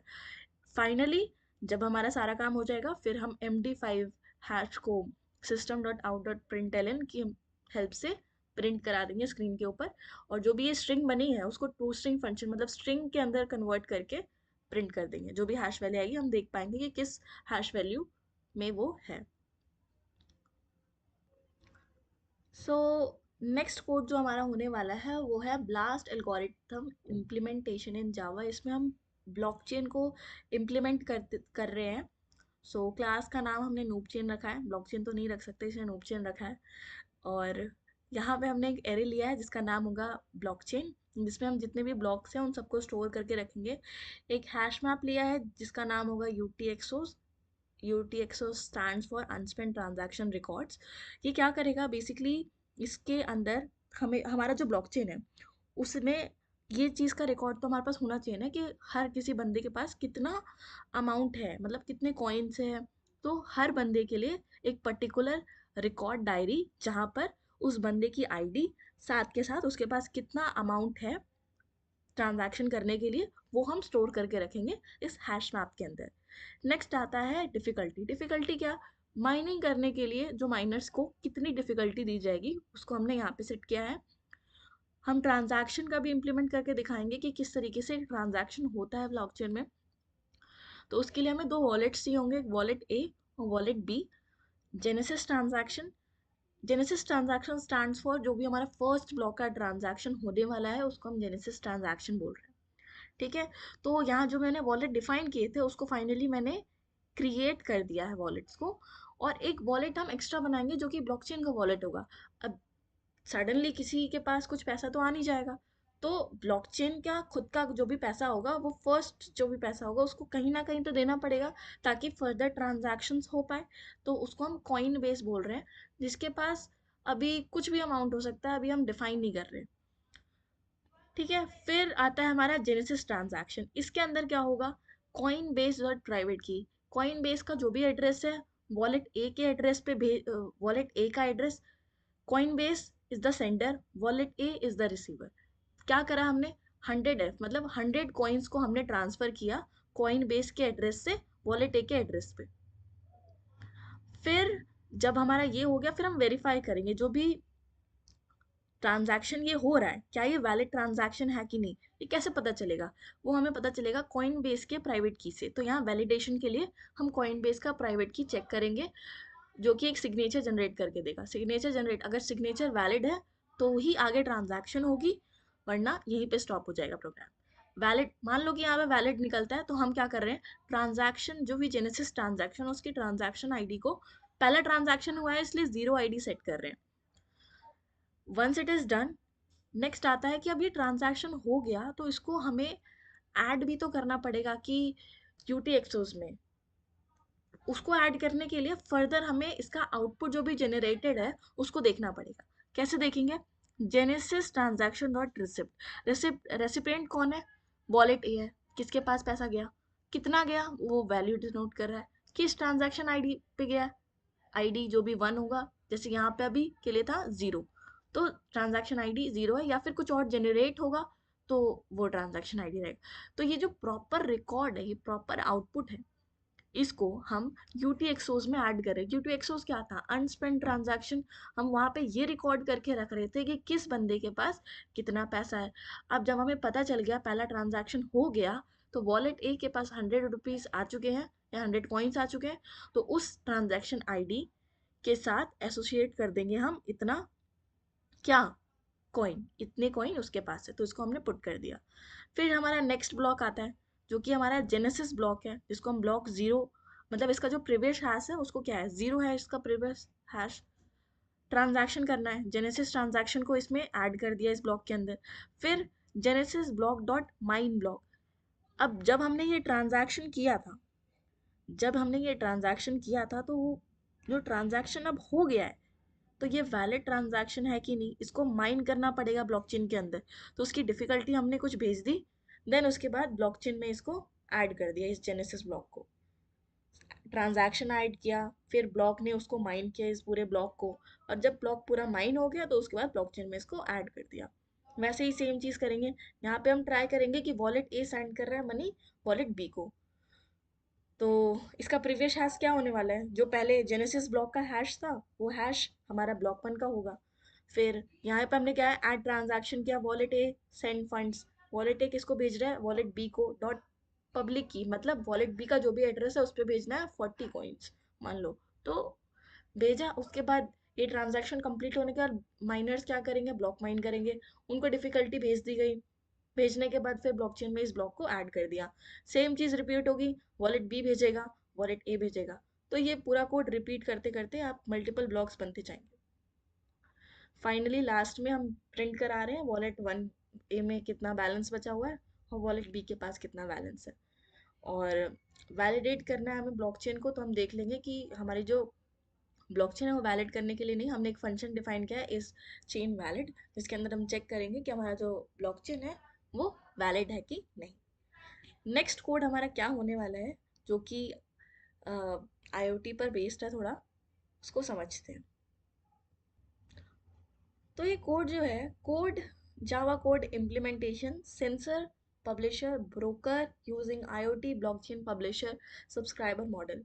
तो इसको समझने के लिए एक लास्ट वीडियो अपलोड हुआ होगा इससे पहले वाला, जिसमें इस चीज़ के बारे में हमने डिस्कस किया था, पब्लिशर कौन होते हैं, सेंसर्स क्या होता है, ब्रोकर क्या होता है, तो वो सारी चीज़ें डिस्कस की गई हैं, उसको एक बार देख लेना वीडियो को, देन इस कोड को तुम और अच्छे से समझ पाओगे। बट एक ओवरव्यू देना चाहूँ तो यही है कि पब्लिशर जो है हमारा मैसेज को रिसीव करता है, और मतलब मैसेज सेंड करता है। ब्रोकर क्या है, बीच का बंदा। ब्रोकर कौन होता है, बीच का बंदा होता है ना, जो इधर की बात उधर करता है। तो पब्लिशर क्या करता है, जो भी उसके पास डेटा है वो ब्रोकर को देता है, कि ये जो ब्रोकर है, ये जो डेटा है मेरे पास, इसको जाके तुम किसको दो, जाकर सब्सक्राइबर को दे दो, सब्सक्राइबर को जाके दे दो। तो बस ये काम है। कैसे करना है देखते हैं, कोड इम्प्लीमेंटेशन। सबसे पहले आता है कि जावा util डॉट एरे लिस्ट, जावा में हमने एरे को और लिस्ट को दोनों को इंपोर्ट किया है। हम एक सब्सक्राइबर की लिस्ट बना रहे हैं जो कि स्टोर करेंगे जितने भी सब्सक्राइबर हैं हमारे पास। उसके बाद एक फंक्शन डिफाइन किया सब्सक्राइबर का, जिसमें अगर कोई नया सब्सक्राइबर आता है तो उसको ऐड कर देंगे।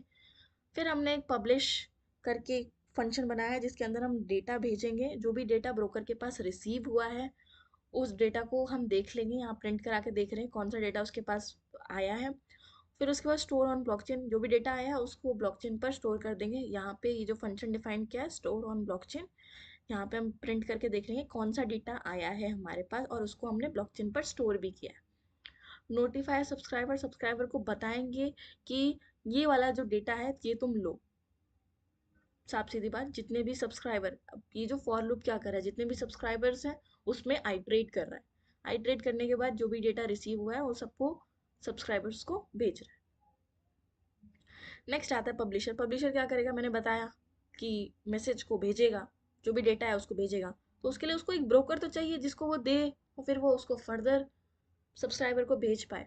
तो पब्लिशर क्या करेगा, पब्लिशर के पास एक ब्रोकर होगा, दिस डॉट ब्रोकर, यहाँ हमने ब्रोकर स्टोर करके रखा है। फिर उसके बाद publish data, broker co dot publish data दिया गया, कौन सा डेटा दिया गया वो बताया गया है, तो ब्रोकर के पास डेटा आ चुका है इसमें। सेंसर्स क्या करेगा, सेंसर्स बेसिकली जो भी पर्टिकुलर टाइम पे एट पर्टिकुलर पॉइंट जो भी डेटा है उसको रीड करके देगा, बस और कुछ नहीं। तो यहाँ पे हमने string read data, temperature is equal to 20 degree Celsius, तो उसको रीड कर दिया बस। फिर आता है हमारा सब्सक्राइबर क्लास। सब्सक्राइबर क्लास क्या करेगी, वो रिसीव करेगी। तो जो भी डेटा आएगा जिसके नाम से आएगा, मतलब किसने भेजा है वो भी तो पता होना चाहिए। तो string name this dot name is equals to name, फिर यहाँ पर रिसीव करने के लिए जो भी डेटा आया है तो name plus received verified data this name, subscriber का जो भी नाम है वो नाम प्लस जो भी उसने डेटा रिसीव किया है वो डेटा हम लास्ट में प्रिंट करा दें। मेन क्लास में हमने यही चीज़ इम्प्लीमेंट की है, एक ब्रोकर बनाया है, ब्रोकर का ऑब्जेक्ट बनाया है, 2 सब्सक्राइबर्स बनाए हैं, ब्रोकर्स के अंदर हमने ये 2 सब्सक्राइबर्स को भेज दिया है, देन एक सेंसर्स का ऑब्जेक्ट बनाया है, पब्लिशर का ऑब्जेक्ट बनाया है जिसके पास हमने एक ब्रोकर भेजा है जो कि सारी चीज़ें करेगा, फिर सेंसर्स क्या करेगा, डेटा को रीड करेगा, पब्लिशर क्या करेगा, जो सेंसर का डेटा है उसको पब्लिश कर देगा। इस तरीके से ये सारी चीज़ें काम करेंगी। तो ये हमारा लास्ट कोड होने वाला है, smart contract to add 2 numbers using getters and setters method. This is going to be the very easy code. So बहुत सिंप्लिसिटी के साथ समझते हैं क्या करना है। स्मार्ट कॉन्ट्रैक्ट्स तो हमें पता है, सबसे पहले हमें लाइसेंस ऐड करना पड़ेगा, फिर कौन सा वर्जन हम यूज़ कर रहे हैं सॉलिडिटी का उसको डिफाइन किया है, फिर आता है हमारा कॉन्ट्रैक्ट। कॉन्ट्रैक्ट जो हम लिख रहे हैं उसका नाम हम एडिशन यहाँ पे स्पेसिफाई कर रहे हैं। यू इनिट का मतलब है अनसाइंड इंटीजर, पब्लिक बनाया है, 3 वेरिएबल्स डिफाइन किए हैं, num1 num2 और सम।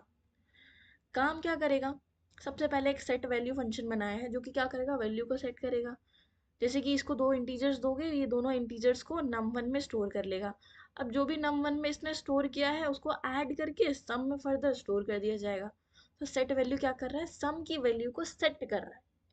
num1 प्लस num2 जो भी ऐड करके आएगा उसको हम सम में स्टोर कर देंगे। नेक्स्ट एक फंक्शन है जो गेट सम फंक्शन है, इसको हमने पब्लिक व्यू, व्यू का मतलब कि हम बस देखना चाह रहे हैं किसी चीज़ को, हम कुछ छेड़छाड़ नहीं कर रहे। अगर किसी भी फंक्शन में हम व्यू लगाते हैं इसका मतलब हम कोई चेंजेस नहीं करना चाह रहे उस पर्टिकुलर, मतलब किसी भी इंटीजर वैल्यू में, किसी भी चीज़ में हम चेंजेस नहीं करना चाह रहे तब हम व्यू का यूज़ करते हैं। रिटर्न टाइप क्या होने वाला है, यू इनिट अनसाइंड इंटीजर, क्योंकि सम का जो टाइप है वो अनसाइंड इंटीजर है तो रिटर्न क्या कर रहे हैं, हम सम कर रहे हैं, तो हमें यहाँ स्पेसिफाई करना पड़ेगा। फिर यहाँ पे हमने रिटर्न कर दिया सम। So yeah, this was the whole thing, and we have studied 4 codes, and these many codes are important for the exam point of view. So thank you so much for watching this video, and bye bye.